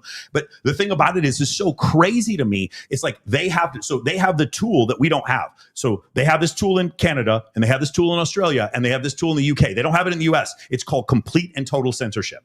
Absconding with money from bank accounts. They have that tool there, putting you in jail because you mislabel someone, called them the F word. That's something you can put you in jail for in those places. They can't do it here. So here it's like, okay, let's acquiesce. We're going to have Scott Galloway. We're going to have Gavin Newsom. We're going to have Barack Obama. We're going to have Richard Reeves. And we're going to have Jonathan Haidt say, you know what? It's men are suffering. Right. That's fine. Yeah. But So over there, they're not going to accept that. Puppets, Over there, they're going to have state-sponsored adolescents, shows like that. It's like, no, we're going to, if you believe the things that these people are saying, it's terrible. Because, dude, I mean, is he not the most famous? Well, two of us at this table were put on a DHS watch list for some, and that's what I was going to say is like I think it was just political theater right after the Trump election when people started coming out of the woodwork going, well, we don't have guys like Joe Rogan on our side, and we don't have guys like Jordan Peterson or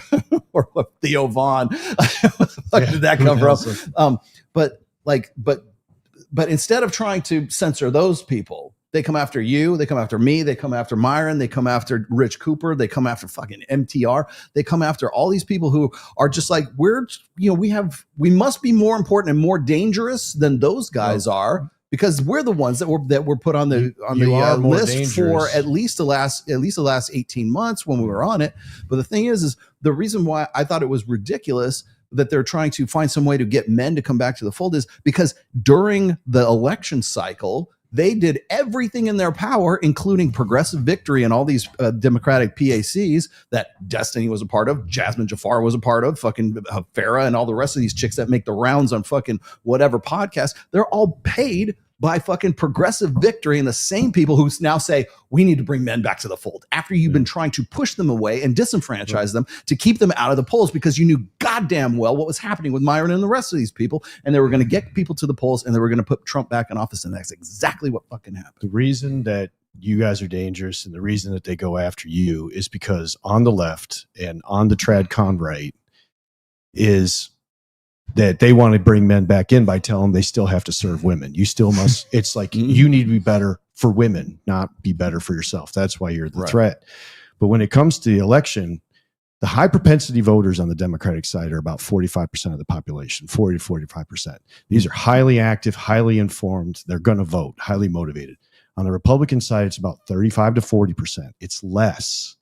There's this 15% of what are called low information, low propensity voters that I said before. They tend to be young men, young minority men. They're the ones that came out. They didn't vote Republican. They voted for Trump. They voted for MAGA. Go back and look at the poll numbers now for minority men. It's way down. Now, the White House is aware of this. They realize after watching what happened this November that there's a problem. They've brought in some good pollsters who told them the truth and told them what's going on and what they need to start doing. And you've already started to see their messaging start to change because you need to activate. You need to go after these low information, low propensity voters to get them to come out to vote, to get you over that 45% that the Democrats have, especially in all these new districts that they made that are very marginal, especially along the border in Texas. And what's happening is that same pollster will go down and talk to the RNC, and they look at him like he's a moron because they don't care. They're waiting Trump out.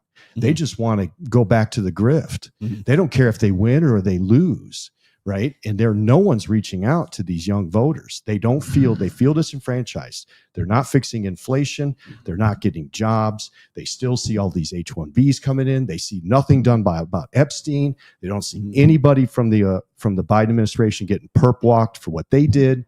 There's no justice. Capitalism doesn't work.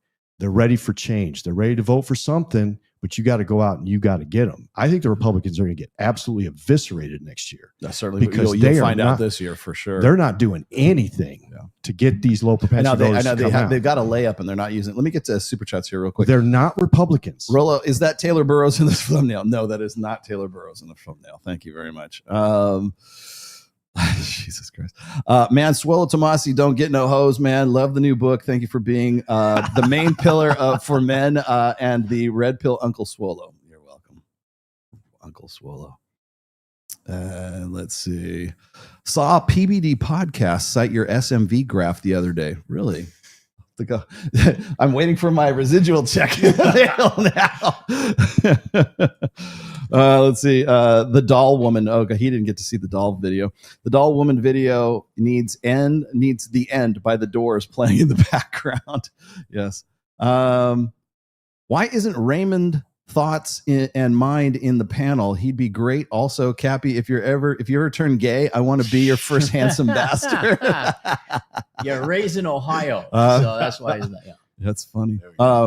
What's going on, Rollo? I see you went to the nursing home and got Aaron. Okay. Are you guys going to Perkins after this? They pay. My audience is the only audience that will pay to insult me wherever I go. Should have those problems. When Cappy on Access Vegas again? When you want to come on Access No. Vegas? Would you like to come on? We will feature you by the exit door, and I'm not sandwiched between two idiots. That was like one of the highest viewed shows we had. How did you not enjoy that? It was hilarious, bro. It looked like he was in so much pain. No, I was in so much pain. It was like the greatest clip ever. I don't know why. Oh my God. Dear Sir Rollo, Sir Rollo, have I been knighted? What if men and women were segregated? Men would live in the East, women would live in the West, LGBT people would live in the Midwest. Every Saturday, men and women can visit each other, but must leave on each other on Monday. I don't think that would work out. Stick to economics. Scott G, stay in your lane. Very good. Yeah. Galloway's solution to wokeism is mandatory national service. Nope. The solution is for men not to continue serving others amidst a warped idea. Can I say something important about this? Another reason why the left, you're asking, are they concerned? Why are they also concerned about men? Is it mainly professional and financial? Yes, I'd say most of the reasons they don't want to lose an election, they want to get men back to vote. I do believe some people are sincere on the left who want to actually help out men. The problem that they're going to run into, and this is just a deal breaker, and this is why the left can't solve this solution, is because they are 100% wedded to and prioritized feminism. What men want is women to change their behavior so that men are happier, largely lose weight, have sex, be nice. And because it requires another person, already it's difficult, right? It's already difficult to get another person to do something that they don't want to do, or just, convince them of that. But because it requires probably what is their largest voting bloc, and Democrats have evolved, conditioned, strategize on weaponizing women against men, and women are the victim. That is, once they try to sell a real solution that would solve it, which would require women as their constituents, say, hey, maybe have you thought about being nice and losing weight and having sex more? It's over. Because women do not want to be part of men's solution, at least the current generation of women. And so this is the main reason why this is nice and academic. Scott Galloway could talk to Oprah. They could talk to each other. They could cite all the statistics. At the end of the day, what is going to motivate men again is love, sex, pretty attractive women. And women are emphatically going to be against that. Not even necessarily because, it's shallow and what makes you think. They do not want to give up their life, even in part. I mean, say subserviate. They just do not want to do that. They do not want to subserviate part of their life to making a man happy. So until that changes, this is all nice and philosophical discussion. But yeah, you want men to stop doing pod and stop watching porn and playing video games. Put a hot redhead in front of them who's going to treat them nice and make them a sandwich. I guarantee you, men will wake up the next day. And stop making these damn video games so good. Blackfield Doomers are one blowjob away from being pickup artists. There you go. Yes, I got last one here. Real men don't need government handout. All we need is the egalitarian lie to be debunked. I agree. I want to get to this, the meat of the matter here. This was a Scott Galloway on Professor Galloway, come on my podcast. Yeah, well, I mean, my question for Scott is: you're gonna love that. Okay, so this chick right here, tell me what her problem is already, Aaron. Can you believe look at those nails? Singular Can you believe problem? that those nails that she has? Yes. Problem. Yeah, that would be a what's normal her necklace. Singular on a problem. Normal Yes. sized woman. She's a bitch. It's a choker. Okay, on I was her. going to say fat, but she's a bitch. I could just look at her, the physiognomy. So here's the problem. Well, of course, I agree with you. The problem is, how many guys do we know that would jump on that in 2 seconds? Yeah, because all that she had is to do by is just- far the best thing they Really? could ever get. Yes, because of the way Fair bit of because of bourbon the to way drink that that women pretty. believe about men, with the way women think about men now. Yes, that's what's so crazy about this. So this is off of Manosphere Daily. He did I forget the guy's name, but I think he kind of masks his voice, but really good breakdown on Scott Galloway on Oprah. And so I thought maybe we would sort of, I want to see if you guys agree with this stuff. me where I am. So my question for Scott is: as women continue to level up more and more, why do you think that we can't find as many men that are willing to meet us there? Risotto! Welcome to Manosphere Highlights Daily. In our last video, we exposed how Oprah rolled out yet another concerned segment about men, with the comment section shut down, the narrative pre-framed, and accountability carefully redirected right back onto men themselves. We broke down how Scott Galloway was used to deliver a politically safe message. Nothing. I think it's funny that like when they say they shut the comment section down, that's exactly what you were just talking about. They don't want to hear wrong with the system. Men just need to try harder, earn more, and absorb more pressure. No challenge to feminism, no challenge to the culture, no challenge to the rules of the game. And now, in this next part, we're going even deeper, because this is where the real double standard in dating gets exposed. And what makes this moment special is that this time, a woman tells the truth on Oprah's stage. Let's jump in. Now it's time for us to get into this and do what we gotta do. Because we men, ain't we? We men, ain't we?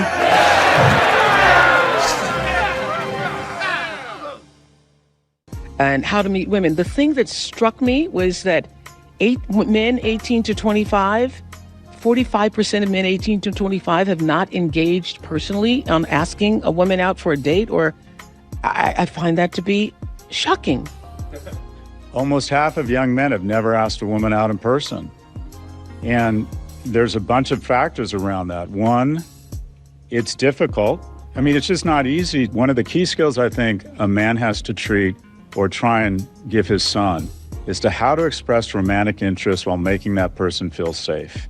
Oh my goodness. Here we go again. So now the story is men are just too intimidated to approach women? Really? Let me ask the question that nobody on that stage is allowed to ask. How many women are asking men out in person? Oh, right. That's still not their role. It's still the man's job to approach. It's still the man's job to risk rejection. It's still the man's job to escalate. It's still the man's job to make her feel safe. But somehow, this is framed as a male failure. Pay very close attention to what Scott advises men about rejection. If you want to hang out with someone higher character than you and better looking than you, quite frankly, get ready to eat shit, because it involves rejection over and over and over. Nothing wonderful will happen to you without taking an uncomfortable risk. And a lot of it is just practice. Get used to know. And when I tell these men I mentor, church group, sports league, whatever it might be, and then you got to express friendship or romantic interest, and this is what's going to happen. You're probably going to get to know, and then you're going to call me the next day. I'm going to say, are you all right? And that person's going to say yes. I'm going to say, okay, now the next time it's 2 approaches. You just got to build some calluses. There's no easy way around it. Yeah. No is the path to wonderful yeses. A lot of excerpts. Okay, so what do you think about that, Mike? I think that's, So the PUA said it right. You know, make more approaches. It's not wrong, but it's just a platitude. Again, that's not the. If he was saying something I fundamentally disagreed with, I'd have an issue with it. What he's doing though is he has to, like, again, if you and I were on Oprah, we know, like, not that Oprah would ever have us on, but in order for us to get on Oprah, we have to pay homage to, like, the Hollywood academic industrial complex. We can't say certain things. Akash Singh is a great example. Like, there's certain things he can't say because he's been chosen by the Hollywood industrial complex. He can't respond and be like, yeah, you know what? My wife is acting crazy. He can't say that. Yeah. So he's got to do what he's doing now. Otherwise he doesn't continue to get comedy deals and stuff like that. His masters have told him how he has to behave. So in this situation here, it's like, it's the same thing. He has to somehow put peanut butter and jelly over this shit sandwich that he has to feed to Oprah's audience, which is basically this is why men have it difficult. But he always has to end it up. But it's men's fault. But it's men's fault. Yeah. But it's men's fault. Yeah. He has to do that at the end, because if he doesn't do that, then he doesn't get invited on Oprah's show. That's the issue that's going on here. And that's the problem. The issue is this. I think that's maybe why I didn't get an invite to come back on Dr. Phil. Yeah. That's again, I'm going to say this a million times. Where's my camera? Right here. I'm going to say this a million times. The reason you don't want us on your show is not because your audience is going to hate us. Right. The reason you don't want us on your show is because your audience won't. The reason why you don't want us on our show is not because we won't make sense. The reason why you don't want us on your show is because we will make sense. And that's something you're not going to be able to argue. That's exactly what I was talking to Jim on the way over here. Is like, there are certain ecosystems that you and I are simply not a part. I'm sorry, Mike, I have to apologize to you, because you probably get the stink of Rollo Tomasi on you for, like, some people won't talk to you just simply because you're associated. We do a show every other week. Shout out to my friend and fellow Longhorn, William Costello. William, I got your back, man. Don't listen to this guy. Yeah. But the thing is that there's certain ecosystems that we're never going on Scott Galloway's. We're not going to be with Chris Williamson. We're not going to be with those guys, because those guys we can get up to the gate, but we can't get past the gate. Yeah. And the gatekeepers, they see you over the gate and they go, oh, I'll take that, and I'll take that, and I'll take that, and I'll take that, and I'll use those, and I'll make everybody see. I'll have Andrew Huberman on my show, and we'll talk about shit you've been talking about for the last 20 years. So one thing that actually makes me feel good is Chris Williamson the other day, he does this video. He goes, yeah, you're just not going to be able to date women if you're going to bed at 9 p.m. And I'm like, I appreciate that, Chris. Thank you for watching my show. Yes. Like, now I don't have any doubt that you watch my content. Yeah. But the other part was a person, I'm not going to say who they were, was on Jay Shetty, let's say in the last year. And that person talked about me on Jay Shetty for about 5 minutes. And Jay Shetty cut it out of the irrefutable. Yeah. He cut it out of the podcast. Well, the only reason he's going to do that is if Jay Shetty knows who I am. Like, that's the issue. So I understand the situation, but, like, I'm also like, I'm not here, but we are very dangerous men. I think Scott Galloway has interesting things to say. I don't agree with him when it comes to his economic policies at all, but I think he does have. I'm just very happy someone on his side of the aisle is saying this, because the people on that side of the aisle are not going to listen to me, and at least maybe there's some men over there that we can avoid having them take their own lives because Galloway, Jonathan Haidt, and Richard Reeves got to them because we couldn't. If that happens, however you come to the Lord, I'm fine, just as long as you come to the Lord. That's all I'm saying. It's a false lead. Everybody's going to him because he's a great stock picker. And it's like, just because you're a great stock picker doesn't mean you know how to date. The guy's been out of the market for over 20 years. And back when he was dating, he had so much status. You can't make attraction. He's talking about going back to the well again, to the same one. It's like, if you go up to a girl and she's not interested in you because she's not attracted in you, thank her for not wasting your time and go on to somebody else. Like, I feel bad for the guys that are going to waste their time, effort, energy, and money trying to learn something from this guy, because it's not going to work. Real quick, have you guys ever, I mean, not to make things so simple, but everything in the red pill, like maybe 5 axioms you could have Scott Galloway, Williamson, the other people, have any of these mainstream ones said hit the gym? Have any of them said that? Definitely Chris Williamson has. Chris Williamson actually kind of embarrassed. Yeah, I think Galloway has too. You see Pierce Morgan. Yeah. So Pierce Morgan asked Chris Williamson, he goes, what do you think is more important, mental strength or physical strength? And Chris Williamson goes, definitely physical strength. Okay, good. So at least there's some integrity on their side. For sure. And Pierce Morgan couldn't even tell you what mental strength was. Yeah. All right, let me get to these ones here. This is good. Throw these up. Some of your books stuck with me. Yep. But one in particular is a callback to the point you were making on how one of the most important strengths a young man can develop is a willingness to endure rejection. Yeah.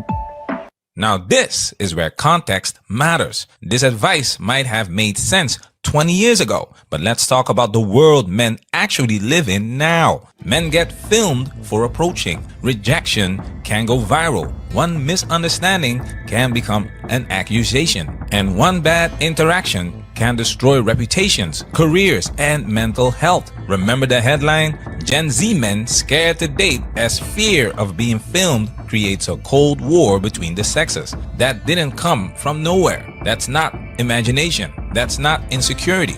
That's the direct result of the social environment men are being forced to operate in. So when Scott says fathers need to teach their sons how to express romantic interest while making women feel safe, what he's actually saying is this: men must absorb all the risk while society absorbs none of the accountability. And Scott knows he cannot touch the real reason men are opting out, because the moment he does, he gets labeled misogynist, dangerous, anti-women. So instead, he stays in the safe lane, blame fathers, blame men, blame masculinity, but never, ever the culture that punished men into silence in the first place. Now watch what happens when Scott gets a dating question from a woman, because this is where the mask really starts to slip. So this has been such a great and enlightening conversation. I have so many thoughts that I want to add. I have to say, for a lot of my friends, we've just completely given up on dating. We're more focused on our family and our friends and our careers. Okay, stop it right there. Take a good look at her and her friends. This is key for what we're about to break down. And for me personally, I feel like I've gotten to a point where I really love the version of myself that I've become. I put a lot of work into her. I'm really focused on my career and that emotional independence, and it feels really great to be in that space. So I thought when I started dating again, that would actually make dating easier. But I feel like it's getting so much harder to actually. After seeing those pictures, okay, I'll let it continue. But after seeing those pictures, do you think she's just some random chick that happened to be in the audience for this show? No, she's actually not. Find someone who is willing to come to the table and meet me where I am.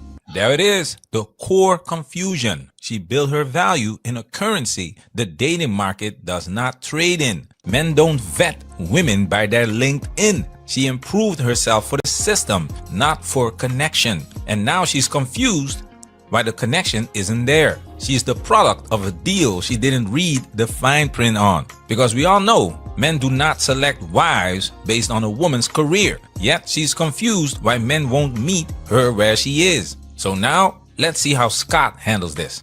So my question for Scott is, as women continue to level up more and more, why do you think that we can't find as many men that are willing to meet us there? David Buss asked and answered. We know the answer to this. Yes. Meaning, what I'm meaning is he could reach into a bag of academia and pull out the correct answer, right? And still be protected. Yeah, because David Buss in 2016 wrote the article about women pricing themselves out of the market because of how much money they make. Okay, David Buss is not a conservative, and so he has a safe way out of this. Let's see what he does. I can't wait to hear Cappy. So what you said was really telling, that you're pouring your energy into family, friends, and work. That is very telling. That's more indicative of women than men. And that is, women tend to channel that energy, that romantic energy, or lack thereof, or interest, into very positive things, whereas men sometimes channel it into negative things. Oh my goodness. Stop it, Scott. This is exactly why feminism is a product of capitalism. Women are encouraged into student loan debt, corporate careers, endless consumption, and independence defined as productivity for the system. Romance, relationships, and even loneliness are now turned into economic fuel. Men don't consume like women do. Men don't run on the same incentive structure. And that's why Scott praises her for feeding the machine, while scolding men for quietly opting out of it. Let's continue. The reality is, my message, I'm not here with a message for hope on this, because the reality is, women made socioeconomically, horizontally, and up. Women, generally speaking, and this isn't true for everybody, but generally speaking, women who graduated from college don't want to date men who didn't graduate from college. Not always, but generally speaking. It's the high heels effect. And again, this is an uncomfortable conversation. Dr. Buss, high heels effect. 50% of women say they would never date a man shorter than them. I think that's bullshit. I think it's more like 80%. I think women instinctively want a dude they feel that could physically protect them, And the problem is, or the issue is, and it's both a wonderful thing, but something that's created knock-on effects in mating, is that women metaphorically are getting taller every year, and men appear to be getting shorter. When I'm saying metaphorically. And the divorce rates have skyrocketed, and 70% of divorce filings are from women. And it's because, and it's actually for some good reasons, women no longer feel like they're economically indentured servants. They have their own game, and their ascent economically has not been matched by men's ascent emotionally and logistically. So women wake up and say, okay, I'm making more money than you. You're not pulling your weight at home, and you're kind of not there for me. You're not really noticing me. And so a lot of women are doing the math and exiting the relationship. What I would say is what you're feeling, quite frankly, I think is what a lot of women are feeling. And a lot of women say there are no good men to date, or there are no men to date. No, there just aren't that many men they'd want to date. Now here is what this is. You remember? You guys ever watch that kick returner named Devin Hester for the Chicago Bears? And he would just make everybody fall down because he was so quick. That's what I just saw right here. Like that was the greatest kick return I've ever seen in my entire life. Did you see him dodge? That was wild. It's like, well, generally women date higher and up. And do you want to know why it's hard for you? Because you women are so aspirational. That sounds like a whoa, but like the spin Ninja move. moves, yeah. He had like 2 hurdles in there, a stiff arm. That was crazy.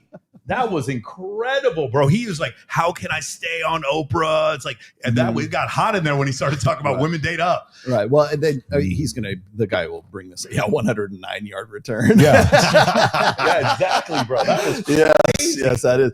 But I was going to say is that like the thing is like, this is what I'm talking about. It's like, let's just say for sake of argument, I don't think this is necessarily the case, but let's say for sake of argument, Scott Galloway has appropriated our narrative.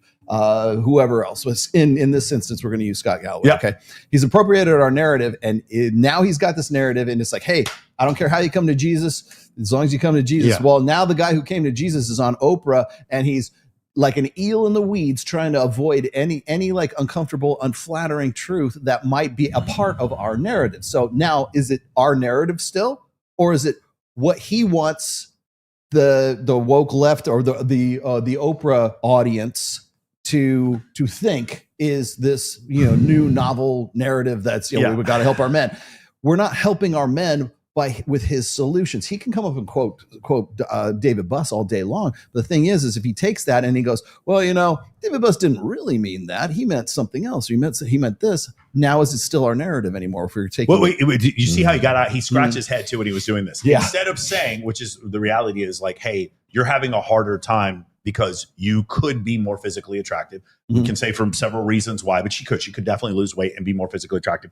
He can't say that, obviously, even though he's sitting across from Ozempic's #1, user. So he can't say that. So what he says instead is, because he can't deny it either, is he says, well, women are metaphorically getting taller, men are metaphorically getting shorter. And the answer is you should actually come to the realization that social media has polluted and perverted your view of men and made it unrealistic for you to recognize what you can get. And you're also being indoctrinated into thinking your travel and educational career makes you more attractive to the opposite sex when it doesn't. That's what he should say to her. Instead, what he says to her is, I don't see a good future for this. Scratches his head and then says, that's because you as a woman, you put all of your efforts into things that are good, and men put their things into effort that are bad. Negative. I don't know much about that woman, but I know I can bench press more than her. I know that for a fact. And this idea that was the case, why does he have to say that? He has to say that again. He's the kick returner. He's got to duck and dive and make other people miss so that he can return the football. Like that's what's going on here. So, I mean, it's listen, I have mixed feelings here. At least someone is on Oprah talking about this, right? That's part of what I'm saying. At least there was this con artist back in Dallas back in the 90s named Robert Tilton. This guy stole money from his church. He did all kinds of shady shit. I think he went to jail for it. He was on public access. You could see this guy every week. And I will believe that some people actually had lived moral lives and came to Christianity, even though this guy was a con artist, right? So it's the same kind of situation here. Because for me, I'm not worried as much about my brand as I am worried about men not taking their own lives. So it's like, if they want to do this, that's fine. I'm trying to the reason why I keep bringing up Scott Galloway, Richard Reeves, and Jonathan Haidt is because they don't agree with us on most things, but can't disagree with us on this. And now Oprah joins the yeah, chorus. well, yeah, of course, right, and which is interesting to me that somebody of her. I mean, I know Oprah. That's her podcast, right? She's no longer on I didn't TV know she anymore. was a thing anymore. She has an online show. I don't think she has a show anymore. I was going to ask you if you have been if you were the one who was given that question, what would you tell that redhead chick? And I wanted to stay on the Oprah show, or no, just you lay down straight. Say what Aaron Clary would say on your show. You're fat for one, and you're not going to ever get the man you really want. You're a bitch on top of it. I can just tell the way you carry yourself. You're a pain in the ass. 3, you probably are a liability, because you have some bullshit career. I'd be looking at the pictures. I'm like, okay, you're not an engineer. And 4 or 5, whatever I'm up to now, you're simply not capable of the selflessness required to actually fall in love with a man and make him and yourself happy. It is perfectly fine that she wants to go and do her thing and da-da-da-da-da. But if you are not going to put someone else ahead of you, you are not deserving of love, and I would immediately give up on it. And on top of it, you damn well know, and it's all a cope. I got myself, I'm putting myself in my. It's like, no, you know you're fat and unlovable, and you're a bitch on top. I don't think she does. I truly don't. You think she's that dumb? I truly don't think she's overweight in the slightest. No, I think she has been taught something completely different. What I would say instead is I would say things like, you have been taught, for whatever reason, it possibly it's academia, it could be your friends, and it could be through social media, that your world travels, your academic aspirations and your financial aspirations are what men find attractive. That isn't true. And if you want to blame men for this or call men shallow, men are attracted in general in the beginning to female youth and beauty. And the thing is, I'm not going to make any comments about you personally, ma'am, but all of us could be in better shape. So if you got, that's how I would say it. Yeah. All of us, because you want to stay on it. Because I want to stay on Oprah. Because I want to stay on Oprah. Again, maybe I could return a few kicks myself. Because I want to stay on Oprah. I'd be like, all of us in this room could be in better shape. We could all choose to hydrate more. We could choose to get more sunlight, to walk more. Hey, don't give my girlfriend any ideas. We could be down to enough. We could be down to 12% body fat. Yeah, we could do 10%. We could do all these things. Little bitch. Just so you understand, one of the issues that you have to deal with is that for you as a woman, you want a man who's going to meet you at your level, but the men who are at your level, you are competing not only with women who are like yourself or on your level, but also younger women who don't have the experience that you do, that don't have the educational capacity that you do, that maybe aren't as smart as you, not as ambitious as you, and don't make as much money as you. And men at that level, at your level, are choosing between those women and you, and that's why it's becoming more and more difficult for women like you who are aspirational to find someone of the opposite sex. Yeah. Now, if I said that, I'm skirting the line. I'm definitely more likely to get pushed out of bounds than Here's Scott what I would Galloway, say. but If you want a high end guy, you got to be a high end girl. There's the treadmill. Run until you're thin. Yeah. I think, that's to give Galloway credit, going on that show, you got to think the whole crowd is 20, 30 years invested into the bubble that they're in. Oh, yeah. And we all know, we're all red pill. We all understand this stuff, and we talk more matter-of-factly and logically, but these women in this crowd, it's about how they feel. And how do you talk to these people and not have them completely lose their shit? Because the cognitive dissonance is so strong that you'll just go right over their head. And they'll just won't even hear what you explain said. what superfluous means. Like, you've got to kind of, these are the baby steps. His dance was beautiful, but it's like, it's only the first step in the journey, right? Do you guys think it's even solvable? Like, I do. You do, because I would look at this generation Eternal and I'd write optimists over here. No, you think that redhead could be saved? Oh no, it's 50 pounds. Okay, but could she? Will she? I'm not worried about her. I'm saying for the men at the bottom, I think it's definitely fixable. I definitely think it is. Yeah. Oh, let me. So this is what MHD has to say about this.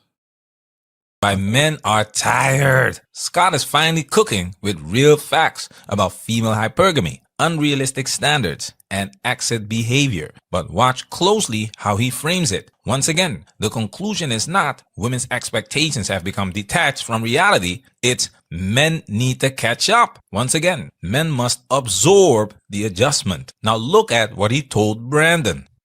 When they start trusting me, I'd really like a girlfriend. And I go through a series of exercises. And the first thing I ask them is like, would you have sex with you? What do you look like? Do you take your appearance seriously? Do you have a plan? Do you have a kindness practice? How do you demonstrate excellence? Right? The basis of evolution. In other words, women are. You notice what he said? Would you fuck you? That's right. Why did he not say that to the fat redhead chick that was right? Would you fuck you?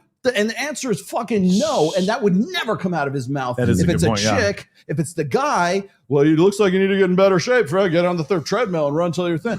That would never come out of his mouth for a woman. Period. End of story.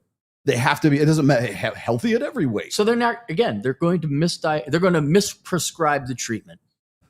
More or Their less. treatment will be wrong. Right. Well, as I said, they understand the analysis, and they understand like they can come up with their analysis is correct. It's the diagnosis is correct. It's the solution and the cure that's. Let me even refine it more. He's right. He's right to the men. He's diagnosing the right thing to the guys. That's what we say. But this is not a one-person game. This is a two-person game. Right. You got to get the other teammate on the game plan, and they're just not going to tell women. Yeah, Scott Galloway, would you ask the chick? Would you fuck you? Of course, guys will fuck anything. So what am I? There's probably like 10 guys. There's probably 10 guys in that audience that would have fucked that chick. That would be his. That would be his response. His response would be like, "Well, she doesn't have to worry about that because there's going to be." Man, guys, listen. I'm telling you this. You know, Jesus ate with the tax collectors and the prostitutes. I have some friends, some female friends who do some crazy shit, like femdoms. Dominatrix, whatever, girls that are on Sex Panther, OnlyFans, whatever. And I'm so curious. I'm like, what kind of guys are doing this? And these are wealthy men, often married. Massive numbers of them are married. Just incredible levels of desperation. Can I take your foot sweat and buy it from you? Like, and it's just bathwater. It's a little bit more than tax collectors and prostitutes. Foot sweat collectors is a whole new one. But how do you tax that? How do you explain that to your accountant? by the mill. But I mean, but it's just when you see the level of what do you say? By the mill? Butt sweat collecting is another level for tax collecting. Now, have you seen the Sydney Sweeney? Like they're buying her bathtub water and shit like that. Like Yeah, Belle Delphine was selling her bath water. Selling her bath water. They'll sell farts in a jar. And it's just like we have to understand while we are again, you guys are she used to be like farts in the jar.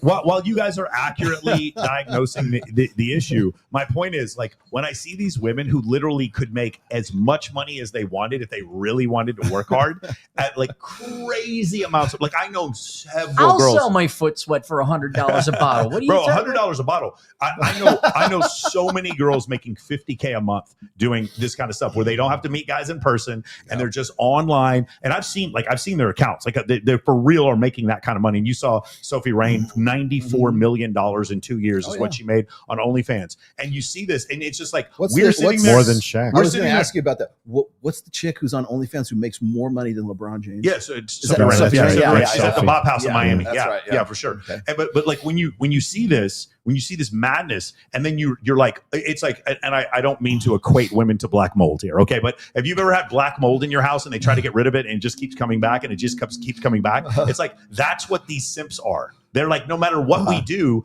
the problems that you think exist are always going to be financed and propagated by this group of men who will never speak to us, probably talk shit about us. If you want to find these guys who are secretly addicted to OnlyFans content creators, go look in my comment section for the guy who calls me a misogynist or the guy or whoever. The male feminist is the biggest pervert. The male feminist is the biggest abuser. The male feminist is the number one harasser of women. The male feminist is the number one addicted a person addicted to pornography. And so those guys are the ones that are propagating this madness and this nonsense. And so that's the ultimately that's the issue. It's like you can't get rid of this, like this nest of cockroaches under your house. You can't get rid of it because they keep growing and coming out no matter how much you use Raid. And it's the same situation here. It's like no matter what we say, like part of the I hate to Simps say will always problem, be with but us. part of the problem is like we're sitting there talking about that redheaded lady when the reality is she could have sex with more men today than we could possibly have sex with women without paying them. It's crazy. So that's the issue. But let's see if I can rephrase the question. The question that she was asking though is like she wants to be able to find a guy. She has this self-impression of herself. Yes. That she is entitled to. Yes. A high value, high end guy.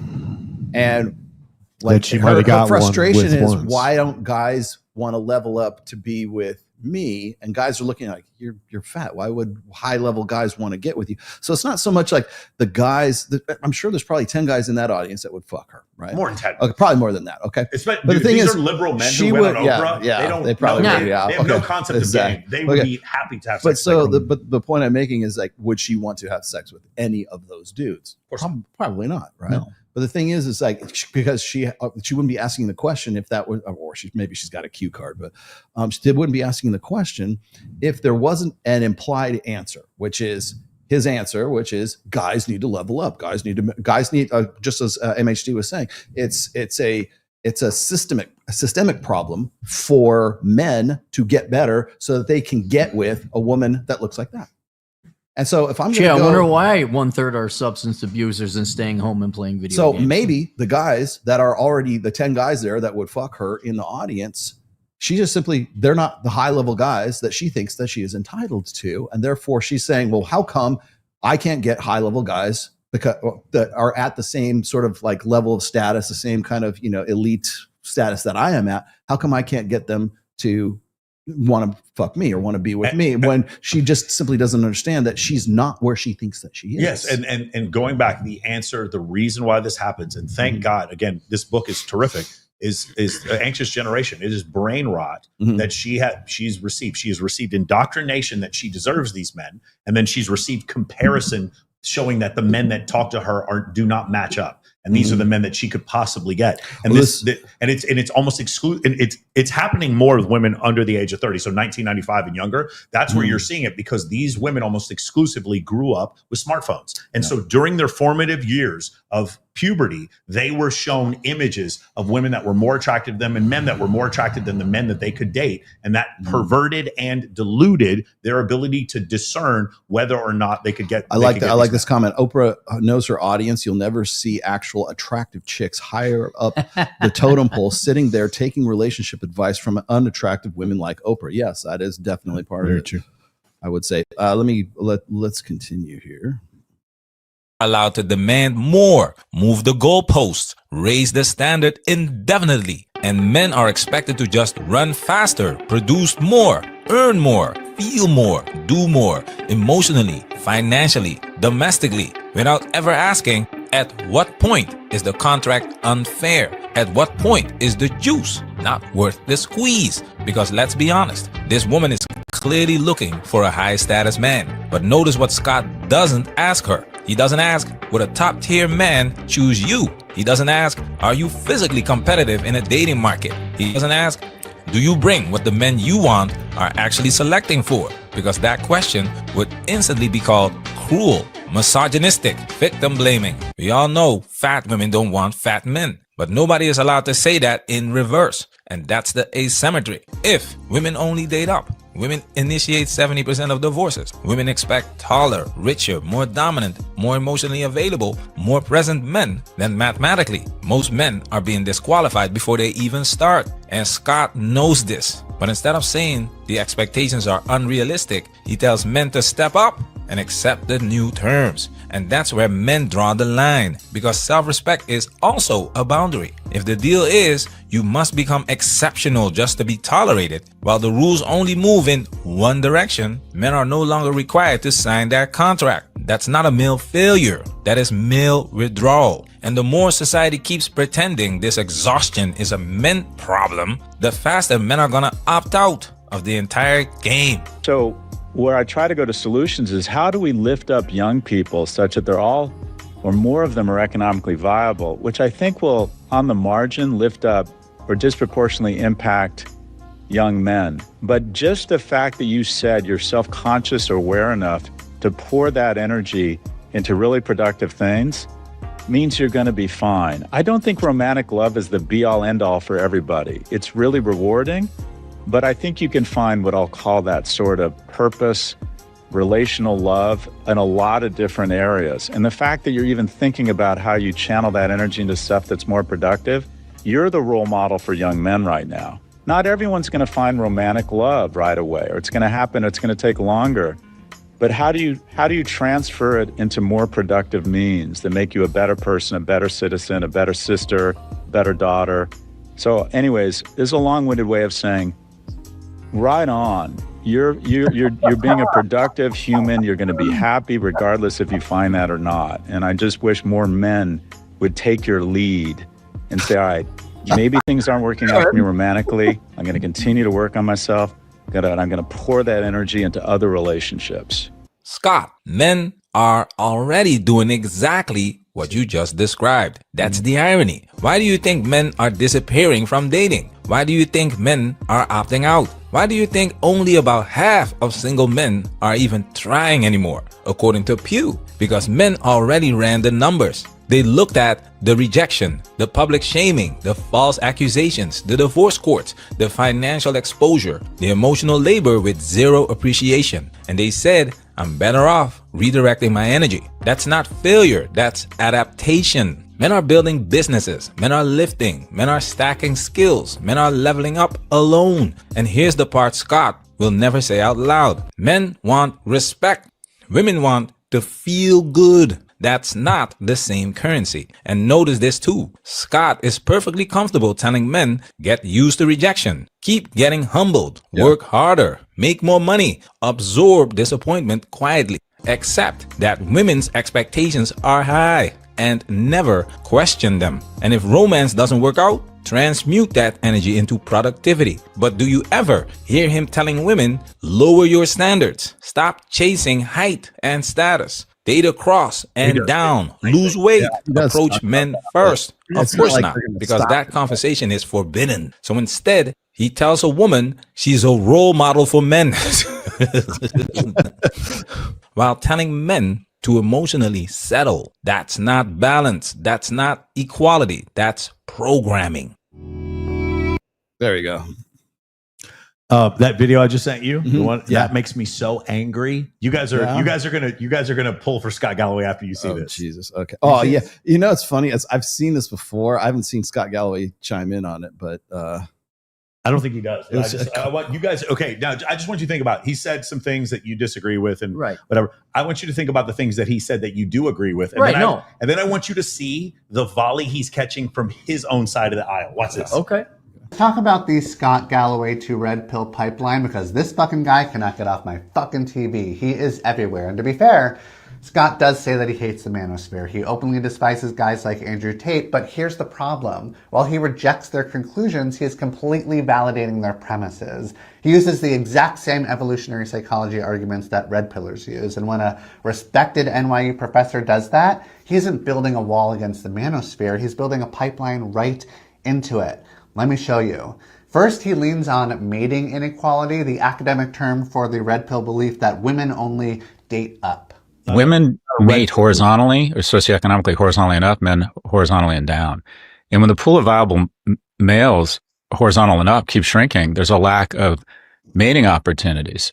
When you tell a struggling young man that women are biologically wired to ignore him unless he's rich, you reinforce his deepest insecurity, that he's unlovable. Next, he uses caveman logic to explain why dating is hard.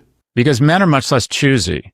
We want to spread our seed to the four corners of the earth, and women want to put up a much finer screen to pick the smartest, fastest, and strongest seed. Do you hear that? It frames dating as a ruthless genetic tournament where women scan for the strongest stock. This validates the toxic high-value male hierarchy. It tells average guys that they aren't being rejected for compatibility, they're failing a genetic fitness test. That just paralyzes them with performance anxiety. Finally, the most dangerous part, framing love as a transaction. I always wanted romantic and sexual partners. I just wanted that as a man. And I immediately connected the dots that In a capitalist society, your selection set of mates is broadened if you are economically viable. This is the core issue. His solution to loneliness is make money, become a provider, earn access to women. It validates the incel worldview that relationships are commodities you buy with status. And look, I'm not saying economic stats are fake, but he's missing the point in my opinion. Women aren't opting out of dating because men aren't rich, you doink. They're opting out because they are exhausted. They're tired of teaching men empathy and managing their emotional lives. They don't want a provider. They want a partner who views intimacy as something you build, not something you buy. Look, women aren't sliding into my DMs because they think I'm some alpha with a massive stock portfolio. They're crushing because they feel like I'll listen. I'll validate them without trying to fix it. They know that I love a scheduled weekly relationship check-in. I'm not a catch because I'm a provider. I'm a catch because I'm a sensitive sweetie who actually gives a shit. So stop trying to be superior and just try being equal. Okay. Equal. That's the whole thing. That's it right there. That if I would just got that last sentence, I wouldn't have to watch the whole thing. So my point is with that whole situation is now there's a part of the liberals, progressives who've come around to saying, hey, men are suffering. And that part is still angering homosexual men who have a problem. Like this guy's supposedly a therapist. I'll bet you if we did a little Sadia Khan check, we're going to find out that might not be accurate. Yeah. But like just when I see this kind of, by the way, that was the same weirdo who was sitting there saying that Jonah Hill was gaslighting. You remember the text message with Jonah Hill and that woman? This is the same guy who started that, and 95,000 likes, I think, for that post, which was completely based in nonsense. You notice how what he said was Scott. Let me reframe it for you. Scott Galloway was telling the truth. He was telling the truth, and that bothered him because it was making people feel bad. So stop having the conversation. What do we call it when you stop having the conversation? Censorship. Woke. No, it's called woke. Woke. That's what woke is. Woke is stop having the conversation. He's not, or he goes, he's using the same evolutionary psychology ideas that red pillers use. No. They're not red pillar ideas. Evolutionary psychology is not red pill. I promise you. Yeah. I promise you. Robert Trivers has no fucking clue who any red pill people are. Yeah. Evolutionary psychology is not red pill stuff. What happens is some people in this space read evolutionary psychology data that backs up what they believe. And unfortunately, it's true. And so now what's become so damaging is that it is so true that even people like Scott Galloway have to come out and admit it. But this guy's like, no, stop admitting, shut up, stop admitting that we were wrong this whole time. Right. Stop, because he can't have the argument on his. Do you know what I would do to this dude if we had to debate? He would not have a chance. He'd walk off in 2 seconds because I would not insult him in any way whatsoever. I'd be like, hey man, your eyes and your nails match. Good job with that.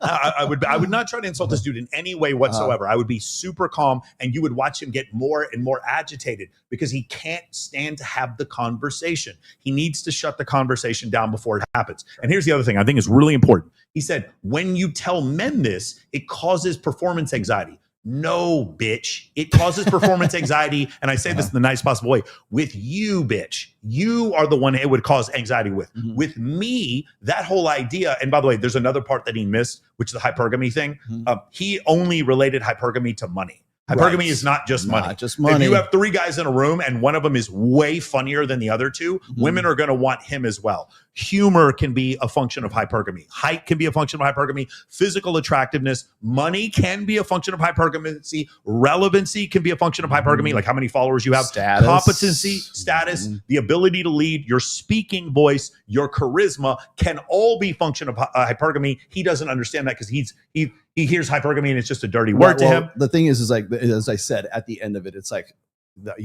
everything that the guy thinks of as sort of a positive way for men to interact with women is how women interact with other women. Yes. Right? We need to have weekly relationship check. When's the last time you and Harper had a weekly relationship checkup? I can tell you when the last time me and Melissa did. Never in the fucking history of 30 fucking years have we go, what are you feeling? How are you doing? We just fucking do, right? And because there are clearly defined roles, because our marriage is based on a hierarchy, not built on a fucking egalitarian, everything's done in the round. Yeah. And that's basically what the reason why these guys are so fucking frustrated, both politically, socially, and personally, is because of two different dynamics. One is empiricism versus emotionalism. Okay. Everything that this guy talks about, his entire language, even his delivery, sounds like an emotional appeal. right? The reason why he hates hypergamy, the reason why he doesn't like the red pill, the reason why he doesn't like Dr. David Buss or whatever the fuck it is, the reason why he doesn't even like Scott Galloway is too close to empiricism. And I don't think he is, but this guy thinks he is. And the reason is because you're giving facts and figures and stats, and you're not telling people how to feel about them. And so he's going to tell you how to feel about this, because if it doesn't fit his worldview, which is an emotionalist, egalitarian worldview, then you're the devil. Then you're Andrew Tate. Then you're somebody that is on the opposite side of you're the enemy. You're the tribe, the outside tribe, right? And so what this guy is worried about is other people are going to learn from people like you, from people like me, from people like Scott Galloway, from whoever it comes from. They're going to learn how to operate in a hierarchy, which he is. If you're going to operate in a hierarchy, that motherfucker is at the bottom of the fucking heap. Yes, you put it into an egalitarian, then yes. everybody's supposed to be equal, and Correct. it doesn't matter how yoked you are, how rich you are, how whatever. It's all about how you feel inside, and it's all about mother's milk and all this bullshit. And then so when you take that, you put that dynamic into politics, then that's when you get the woke, and that's when you get like the based. I don't know what the fuck we're calling it right now, right? So you're basically looking at emotional egalitarianism, social constructionism, and the blank slate on one side. That's the woke side.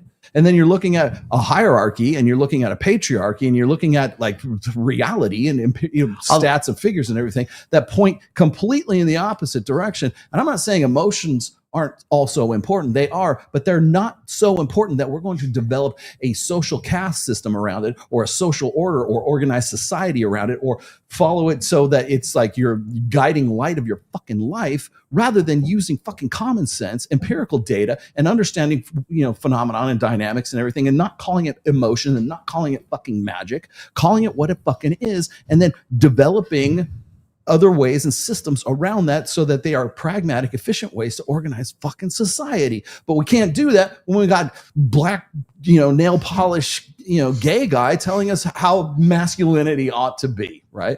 Remember when we watched the CBS Well, the one about special? you guys. And the guy, the teacher. My the gaydar counselor. just went off with this guy right here. Sure as shit, that guy's Yeah. a flamboyant Yeah, homosexual. yeah, He's used by CBS to tell us that this guy should be the one telling your kids how to be masculine. I thought that was kind of irresponsible. And I told the guys at CBS that I thought it was a little irresponsible for you to not say that the guy was gay, because the problem is men falling behind, and then you're trying to explain to these men how to get ahead in a dating marketplace. It's I don't have a problem with a gay man being involved in this in some form or fashion. But he has no place to tell me how to meet women or how to date women, because he's a good-looking gay men can be twinks. They can have a man come save them. I can never have a woman come save me. Right. That's never going to happen. You aren't living in my reality. Stop telling me to be sensitive. I just found that to be a little ridiculous and insulting. So same thing when they had that one woman explaining to us what the manosphere is, when she clearly didn't understand what it was, saying that we all feel like we're oppressed. And from the woman from Madison, from University of Wisconsin at Madison, and then the same situation here. It's like he's sitting there trying to tell men how to be masculine, but he can't bench press his body weight. And that is like being able to protect other people, willingness to die for your tribe is a function of masculinity. He would disagree. He would say that that's not a function of masculinity. It is, though. That is what society was built on.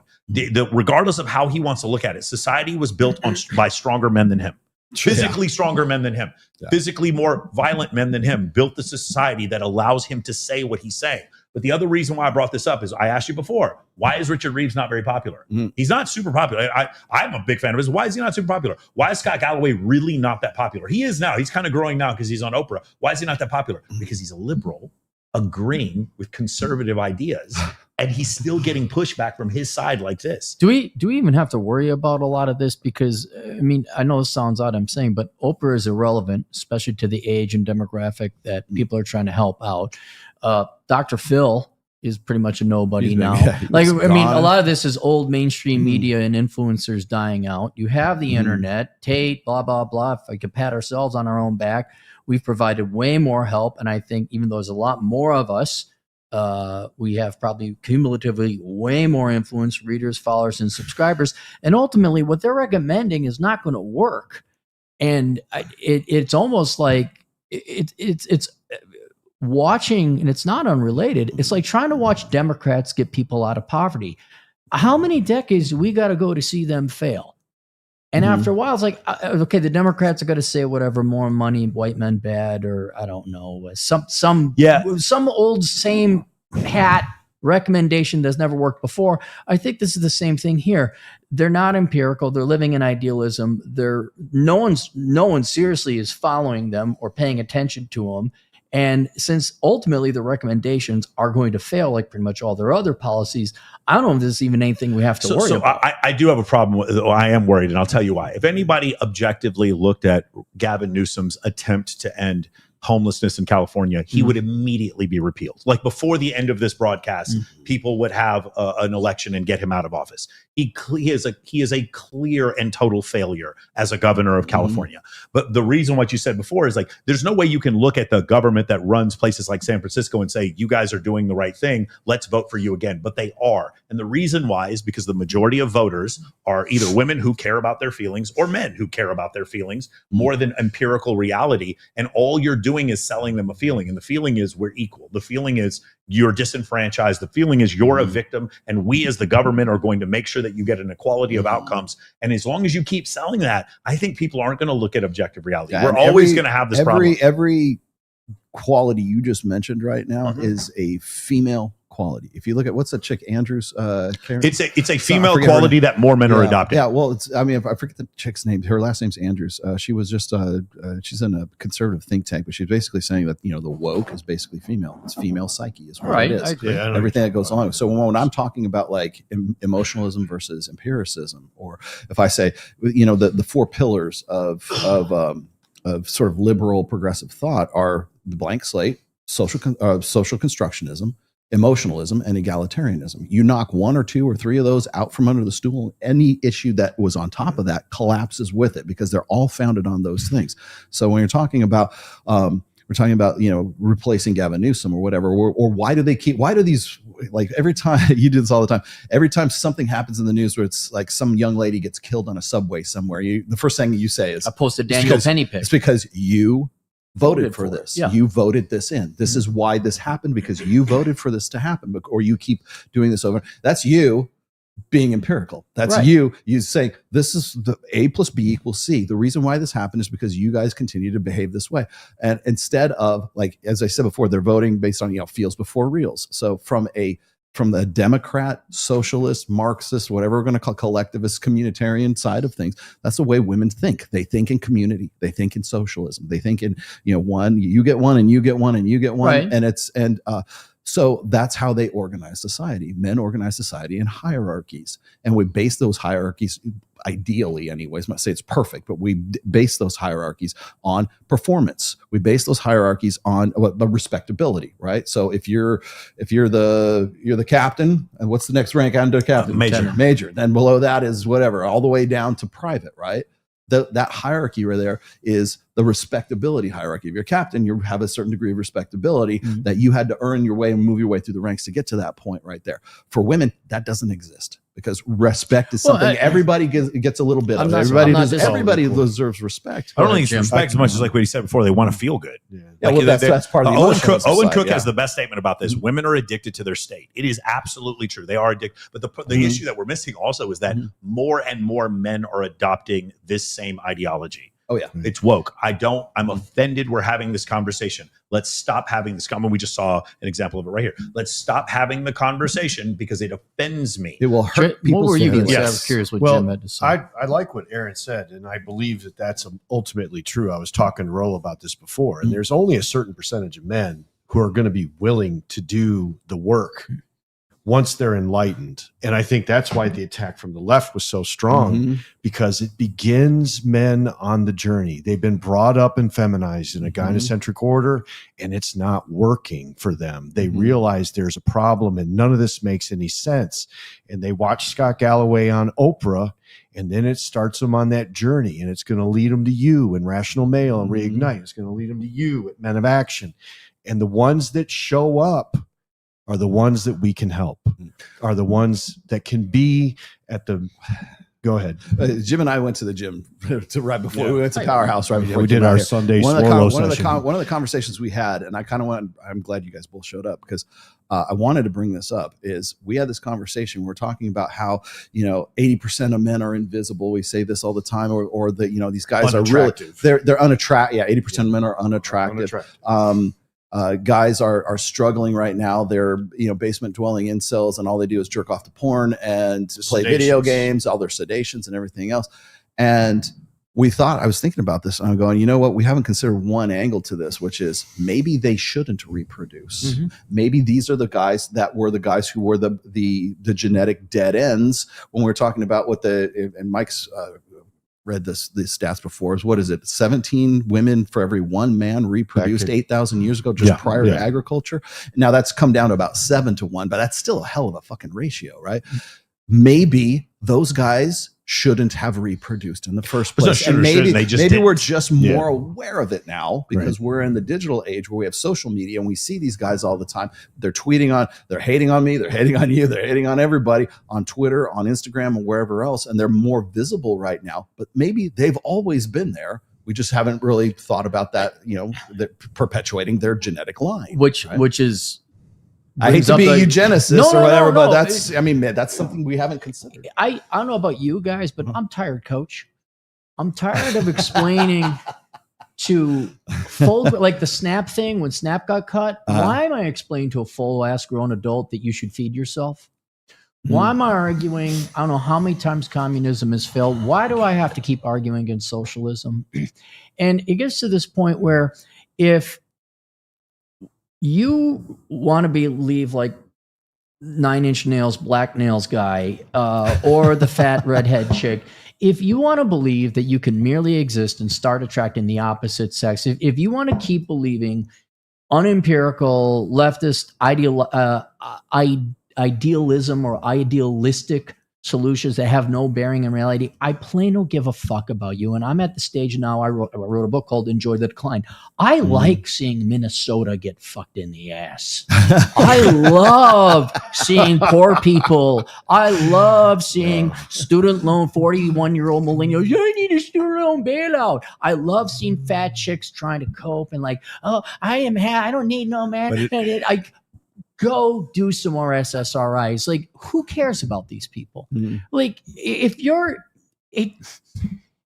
it's like, it really is like, speaking of Christmas, Bruce Willis in Die Hard, he's in the Nakatomi Plaza, and he yells out to Sergeant Powell, "Welcome to the party, pal." It's like, but we can't go the speed of Scott Galloway. You know whose speed we can't go, who's ahead of him by like a good 5-6 years? Jordan Peterson.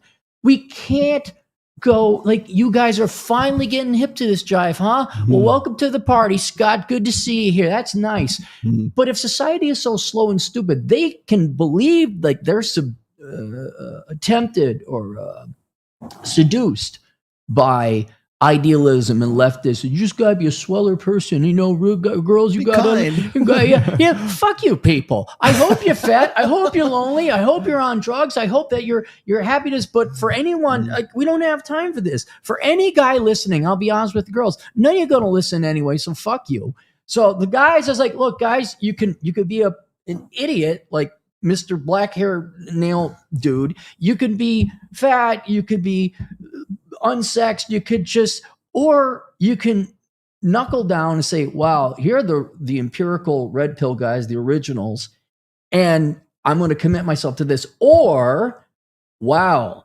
it takes that much effort and work to get the girls. You know what? I'd rather go play my video games and jerk off or whatever, but at least I'm not tortured. At least I'm not this stupid, dopey beta fuck over in Oprah's thing. Oh, how I get my peen touch? Now, if is there, like, they keep looking.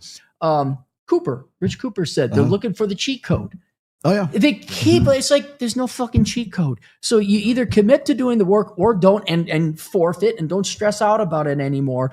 But I don't have time for academics to finally get their heads partially out of their own ass and say, hey, wait a second now. It's like, and then how long? Was it going to be another 25 years? We have this slow discussion on mainstream and washed up black chicks who have enough money than God. Like, it's pointless. I mean, it's just, I say we just focus on our own audience, which we are.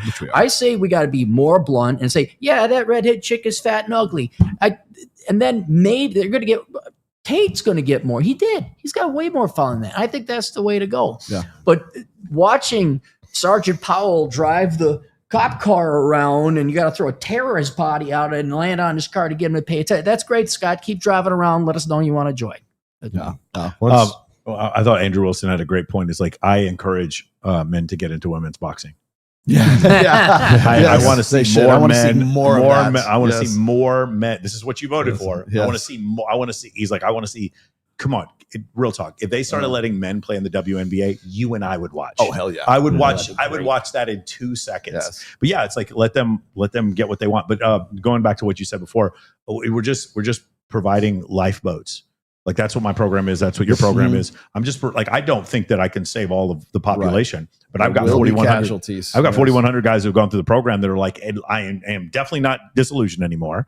And I understand using evolutionary principles, how I can show higher status so that I can at least have the option of dating a beautiful woman if I wanted to, if I find one worthy of that, or if I want to date multiple women at the same time. At least I know now that that's not immoral. I can date whoever I want. The whole idea of the lonely old man is just, it's fake. It's fantasy. And I also know that things like adolescence are cope. They're not real. There's no such thing as the 5 love languages. There's no such thing as men are from Mars, women are from Venus. I know now that these unrealistic expectations and these things that are make-believe that I've had to deal with before, I know the truth about them. And I know the dangers of what happens if I get married.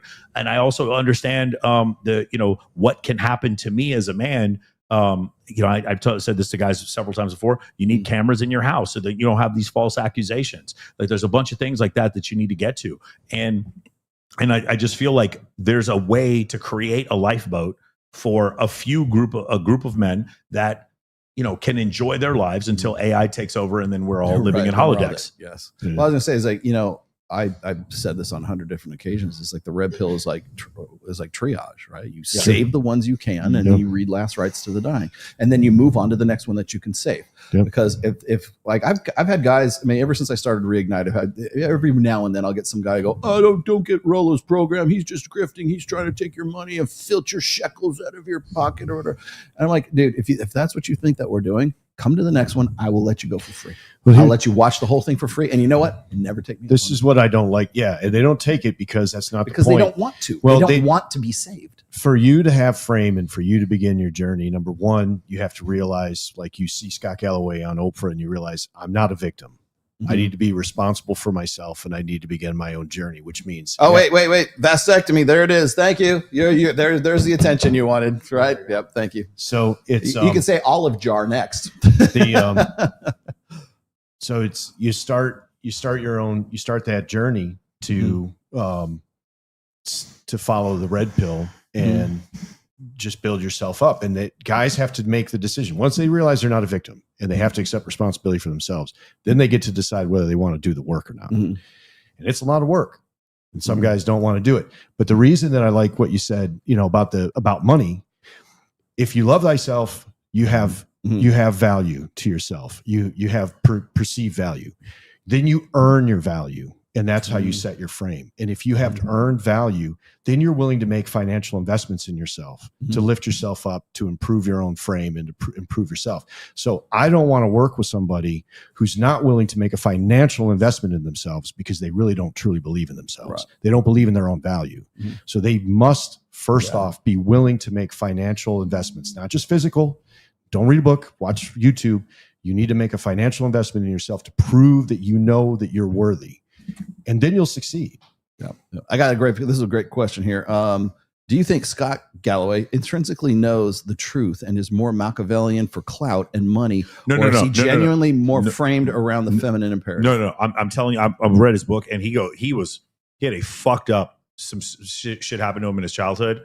Dad just left him, wouldn't give him any money, fucking like living like really shitty situation. He's basically like, when my stepdad stepped in and actually was a male role model for me, my life changed for the better. Like, he truly does understand the idea of a masculine role model. That's why he wrote the book. And then he goes over the same thing, and he goes over like the mistakes that he made and all the shit. So I believe that he believes what he's saying, but I think the reason why he's saying it is because his love for his sons and his recognition of his own upbringing outweighs his liberal dogmatic I've beliefs. had this conversation with Ryan Stone before where like, are these guys just on the take or do they really believe this? And I told Ryan, I said, it helps and you make more money if you really believe it, right? If it's actually part, and like it's like that part in Seinfeld when Jerry's trying to pass the lie detector test, and George goes, "Let me just tell you this: it's not a lie if you believe it."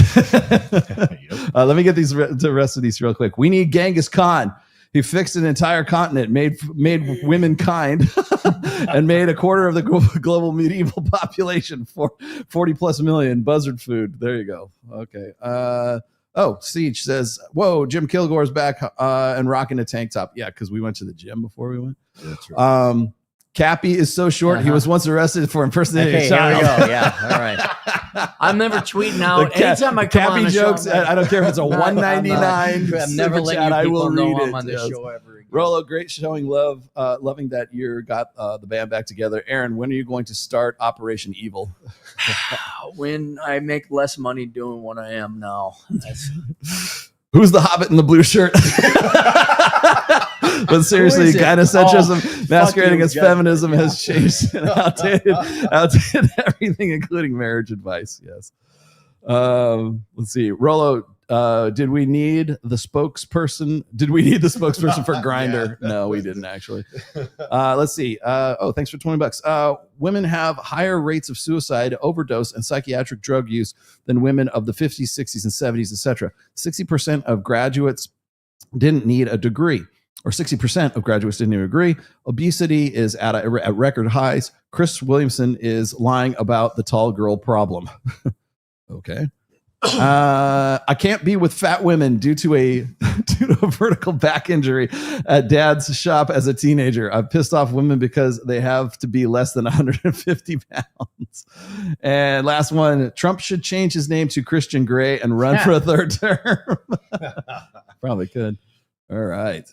So what do you got going on, Cappy? Tell me about the new book. The new book called I Don't Want to Have a Threesome with Jesus will be published, I guess, within a month or two. Because you did this. Why? I know why, but I'm like, I did a tweet because the Christian spurgs on the internet were spurging out, and it was the girls were complaining. They were complaining about Christian men being addicted to prawn. Mm-hmm. And I'm sick of it. So I said, well, I tweeted out, maybe if Christian women lost weight and started having sex with their husbands again, the porn use would go down. And I paid for more than my Twitter subscription that month because it went pretty much viral. Right. And every group out there attacked me. Yeah. So I looked at it. I'm like, okay, I could tell when there's a market in gold or oil underneath this piece of land here. And so I just put together, it's a very short, it's a treatise or essay length, which is novella. Yeah, novella. It's basically a case for a pro-sex Christian marriage from a secular guy who can perhaps use language and words that Christian men can't because you have your arm tied behind your back. So that's basically it. It is a pro-sex book that provides the secular and religious arguments for sex within the Christian community, and it tells the posing fake Christian mommy blogger feminist bitches to fuck off. There you go. Nice. Yeah. Sir, you just saw Owen Cook yesterday, didn't you? I did. So I was what do you got going in on? Santa Monica with Jordan Knope and Sam Souter from Sigma Society. Nice program. They got Dan Bilzerian's group. Yeah, really sharp. You know, Sam and Jordan got a really good thing going, and they've got a nice program set up. And so I look forward to probably helping them, like I will with Reignite and Men of Action, hopefully next year, and do some more fashion presentations for men. Because one of the things I noticed, you're the most interesting man on the universe. Because I am the most interesting man in the universe. Yes, and one shot of tequila will prove all that. I think one of the things I've noticed working with everybody like Mike, yourself, Owen Cook, Dan, is the epitome of frame with every single one of you. Everything that's in common is, even though you're very different people, is you're all genuinely authentic. And so working with guys on their fashion is trying to get them to be comfortable in their own skin, to be able to look in the mirror and be happy with what they see, and to work on building their own genuine authenticity in the way they present themselves. So that's really the goal for the next year. My New Year's resolution: help men dress better. Excellent. Good. We need a style guy. We need a real style guy. Yeah. No, I was going to say is like you actually inspired part of a chapter in my new book. When I think it was incongruency is what I was writing about. And I remember you saying, you can wear the suit or the suit can wear you. And I thought of it, that stuck with me. And I know it's been said before, but I think you just repeated it. And I was like, that's kind of like your social skills, and it's like being congruent, right? You can, your game you can wear your game, or your game can wear you. And I think that helped a lot of people really sort of like figure out what I was meaning when I was talking about you need to be congruent with like the persona that you're projecting. Right? That's right. And so, and as a result, as part of that is actually your style and actually how you're presenting yourself. And I don't like that saying of, fake it till you make it. It's like, be yourself. Just work on being a better self, being a better version of yourself. Yeah, exactly. Michael, me. What are we doing on Wednesday, Michael? We're doing Access Vegas on Wednesday, and then Thursday is Babes in Toyland. A bunch of guys are going to be coming out for that. Last weekend we had a social media boot camp in Los Angeles with one of our first hot seats that we ever had. And that was really interesting. I was talking to Owen this weekend. He wanted me to stay for something he was doing Saturday night, and I was like, "Bro, I know you. We're not getting out till you're not coming out to speak till midnight, bro." I love Owen. Oh yeah, Owen's one of my good friends. We've got that going on, and other than that, man, we made a $27 offer for guys that if they're interested in learning more about. Undersold us by $20. We have a $47 offer. It's for those of you, it's gonna make you'll get more hits. You'll get more hits because you're more expensive. It's make the haters so angry, but it's like, it's $27 to join the program. And so, there's that. And there's the other thing is, I have recently made a video series on YouTube where I've taken, so we have these things called ignition calls where my coaches will go and talk to certain guys and figure out what the issues are. Sure. And they'll summarize them, and then they'll give me like the Those top are Loom video things. Yeah, the Loom videos are what I send back after I get the summary. And what I've seen is a number of things. The number one thing was I want to get into a long-term relationship. So I just made a video. If you guys want to go to a folder I have called Limiting Beliefs on my YouTube, you'll see one that says getting into long-term relationship. The second thing they say is I don't know where to meet women. So I made a video called Hot Women Aren't Going Out Anymore, because they're not. And where can you meet them now? And so I have an explanation on how to do that. I have another video that's coming out here pretty soon. It's like, why am I getting ghosted? So if you're a guy getting friend zoned or ghosted, this Wednesday or this Thursday at 10 a.m., I have a video where I go over exactly why you're getting ghosted, trying to explain to you what's going on. And we include all the other stuff, like the stuff that we're talking about with the social media. It's how do I function in this world knowing that women are addicted to attention in their phones? Not that let's check out. If you want to check out, go ahead and check out. If you don't want to check out and you still want to try to find women out there, because one of the things that I've noticed, and you've probably seen this too firsthand, like seeing my life, is women who are headaches for other men are not headaches for me, because they understand I have boundaries. And that's what I try to teach men. If you have boundaries and women understand that you have options, all of a sudden, all those headaches go away. It's like you ever notice an NFL player in his contract year, all of a sudden he starts playing better and showing up to games all the time. It's like that. Every year is a contract year with me. And so because of that, the woman who is a headache for you is a queen she's a princess to one of my clients. And so I'm going to teach you how to create a world where it reflects that on a regular basis. And then I'm going to show you data. There are 2 Ivy League researchers that have joined the Men of Action team, and they're doing citations in my videos now. They're going to show you new data that shows that men who show that other women find them attractive attract younger women and women with lower body counts, i.e. restrictively sexual women. They do so by other women saying that they're attractive. So this is the bad guy gets the good girl. And we all know this to be the case. It is the bad guy who usually gets the good girl. And so that's the thing we're trying to explain. I'm trying to explain to guys, there's no good guy attraction or bad guy attraction. There's no preparing yourself for your wife. That's not a real thing. You prepare yourself to be attractive to women, and then you have a lot of women as options. And then from those women, you talk to your boys and you choose your wife from abundance. That's what the way it's supposed to work. And so if you understand that ideology, there's a great concept called spinning plates. Yes, for sure. I've read about it somewhere. I got another video actually coming out. Actually, that'll be this Thursday or next Thursday. It's going to be on gratitude, like why the worst things that ever happened to you. Like I was thinking about all the women who rejected me, and then thinking, yo, what if they didn't reject me?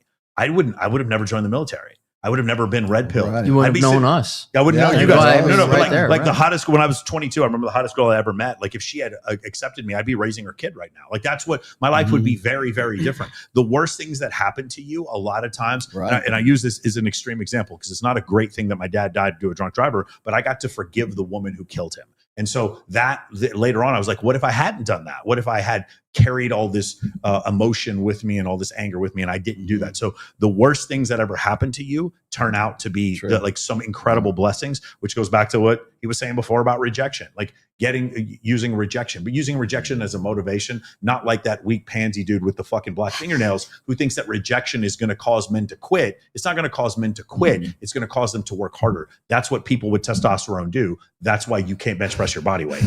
So like that's the whole thing. So if you want to learn about that, guys, just go to the Limiting Beliefs playlist on my YouTube channel. And I'm making very, very specific content for the number one things I see guys complaining about, and I'm going to try to figure out how to make that work. And then the last one, the one I'm probably going to make the week after that, the reason why intent-driven cold approach and dating apps don't work anymore, I'm going to explain to you why it doesn't work anymore. And it's part, like there's a way to approach women to build a social circle where they can't reject you. They never dream of rejecting you. And when you're on dating apps, it's always Chad and Tyrone who are going to do better than you. And so unless you are Chad and Tyrone, it's kind of a losing battle when you're on Tinder, and there's 9 guys for every girl. Let me say it again. On Tinder, there's 9 guys for every girl. And when you use those super likes, your likelihood of matching actually goes from 2% down to 1% because you're showing how desperate you are. So the truth about dating apps is probably the one I'm going to do after that. That'd be good. Yeah. Man, I got to read or watch those now.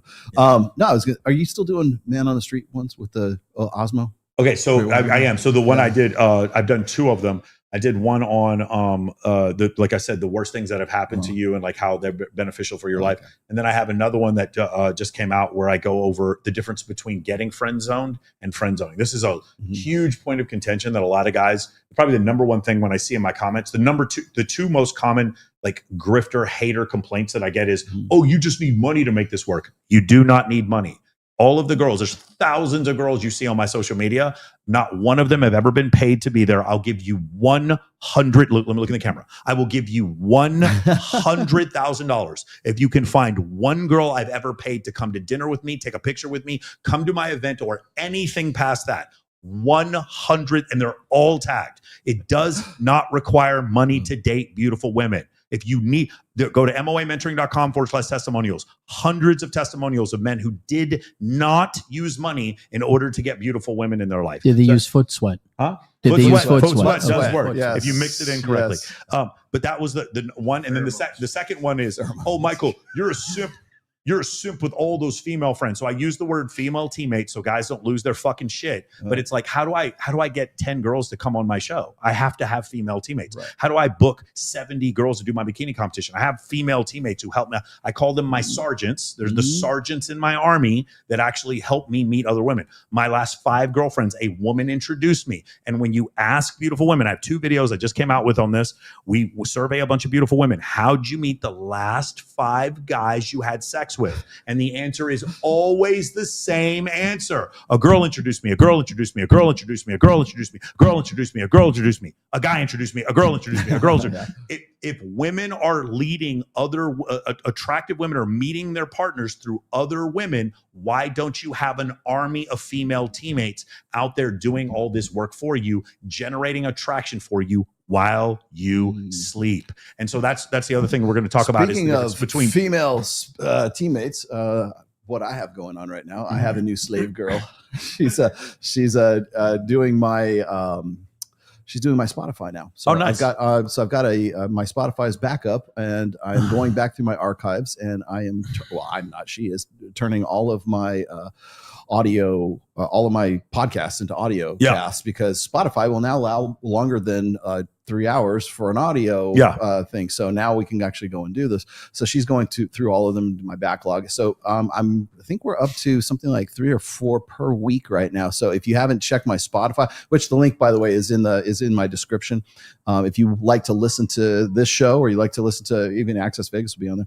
If you, I don't know why you want to listen to that at the gym, but you could, I suppose. But a lot of guys were asking me, like they're long haul truckers, or they're guys who want to go and listen to me in the gym while they're doing their thing. Please, and I think it's like $9.99. I don't think it's like all that. I just went with whatever the default. Yeah, you do the have Spotify subscription was. I just went with the default. Let me say one other thing, guys. I highly recommend the YouTube Plus, the package you can get with YouTube, because it downloads all the videos to your phone. So and then you can also listen at 3x speed. Like I listen to some stuff at like 2.7. I love that. And then I also do Spotify as well. Sometimes I'm exploring Spotify a little bit more. I had Anchor, and then Anchor got bought out by Spotify, and so all my stuff merged over to Spotify, and so now I have her doing that for me. So if you want to listen to my old podcast or any of these podcasts, you just be sure to check out Spotify, because I'm kind of staggering them a little bit, so there'll probably be like 3 or 4 per week right now until we catch up to where we're at. But that's coming up, and then we got Access Vegas coming up on Wednesday. We have a special guest coming on. Who do we have? My number one. Don't even say who it is. God, no, my number one teammate, like the woman who literally has gotten me more hot chicks than anyone who's ever lived, will be coming on the show. I so wish Coral Osborne could be on the show. She's coming on. Like she's they would fight like she's dogs. a playmate with 3 million followers. She's coming on, and literally nothing has ever happened between us. She's one of my good friends. She's she's married, but literally I go out with her. Sex priestess. She has a sex cult in No. You're thinking of Janelle. Oh, okay, I'm thinking not talking about Janelle. Okay, the other girl. I'm talking about this girl. Janelle is not a playmate with 3 Janelle million is not followers. a playmate. Yeah. We've been trying to get her on the longest time. You'll figure it out. Janelle is coming on with us for sure. That one. So have that coming up, and then we are going to be at Babes in Toyland on Thursday night, which is going to be kind of my last hurrah before I have to go in for surgery, which is going to be on the 23rd. So, and I was just telling Kyle, we're next week we're on for sure. I don't know if I'm going to be able to do the show on the 28th? Sunday the 28th. So I'll let you guys know if I do. It'll probably be from my home studio, because I don't know that I'll be able to drive anywhere or get around as well, because I've got gut surgery coming up. And so think good thoughts for me on the 23rd. Yeah. You can come visit me at the hospital. I might be able to. I'm having surgery on the 28th. Oh, you are too. Yeah. That's right. You got to do it. Is it the vein thing? Yeah, it's the vein. It's the vein thing, and there's a thing I'm doing. Mike and I have like been in and out of the hospital. Well, no, it's December. Like I want to get all this knocked out before you have to pay your premium again. Before I got to be the summertime. Yeah, exactly. So both Mike and I will be in what hospital? Maybe we'll be right next to each other. God, how awesome would that be when we do the show? We're in the bed and we're in recovery. Hey, what about hypergamy?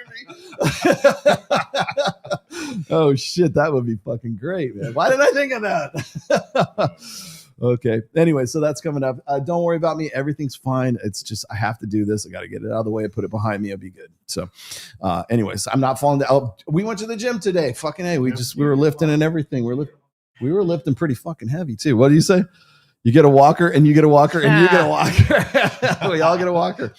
All right. Well, thanks, guys. I just threw this together on the spur of the moment. I knew Jim was coming in. I didn't know you could, but that was great. Thanks for coming in, gentlemen. Thanks for having us. And I guess we'll see you when we see you. Listen, remember, talk shit if you want, but we're 50 years old and kick the shit out of your 25-year-old boyfriend. Right. We're in better shape than who voted for Kamala Harris. Yeah, there you go. Older than 50. All right, guys. Thanks. See you later. Actually. Bye. My balls.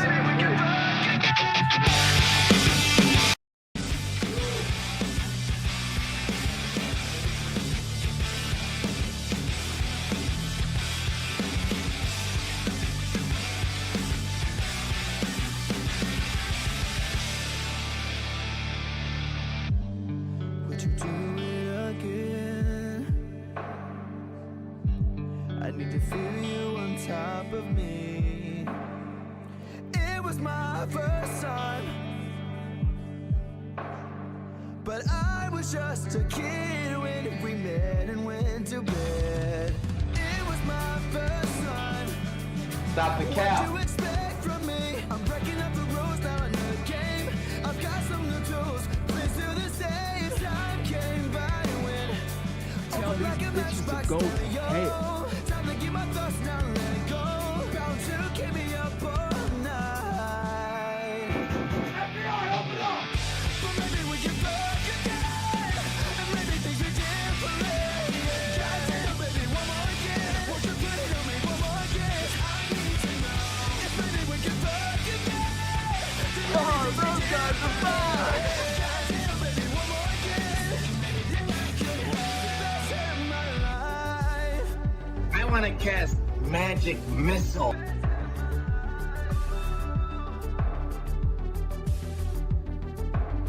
Now we're fucking in the bathroom, tearing up everywhere while I got your hair. Why you screaming my name? That's nasty. It is nasty, right? Isn't it nasty? Ugh.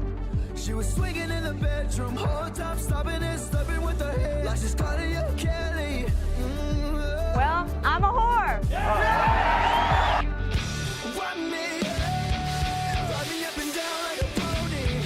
Turning up my song, getting out. Tell that bitch to be cool. Walking up and down on your body. Run me, ride me up and down like a pony. Turning up my song on your body. Baby, we'll get down to it all night. Oh, gnarly. And maybe things are different. Goddamn, baby, one more again. Perfect. Tell me one more again. I need to know if maybe we can fuck again. Then maybe things are different. Goddamn, baby, one more again. The City Podcast has been a production of The Rational Male. All rights reserved. 2025 registered trademark. And don't steal Mike Sartain stuff.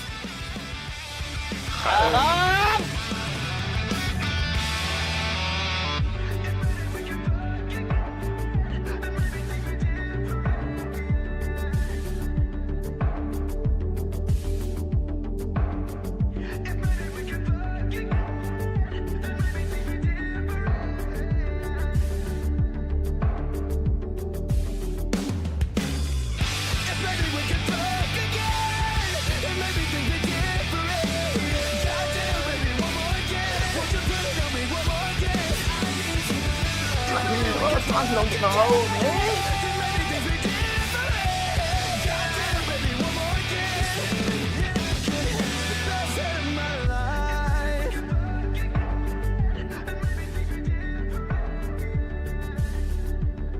Monogamy. Good day, sir.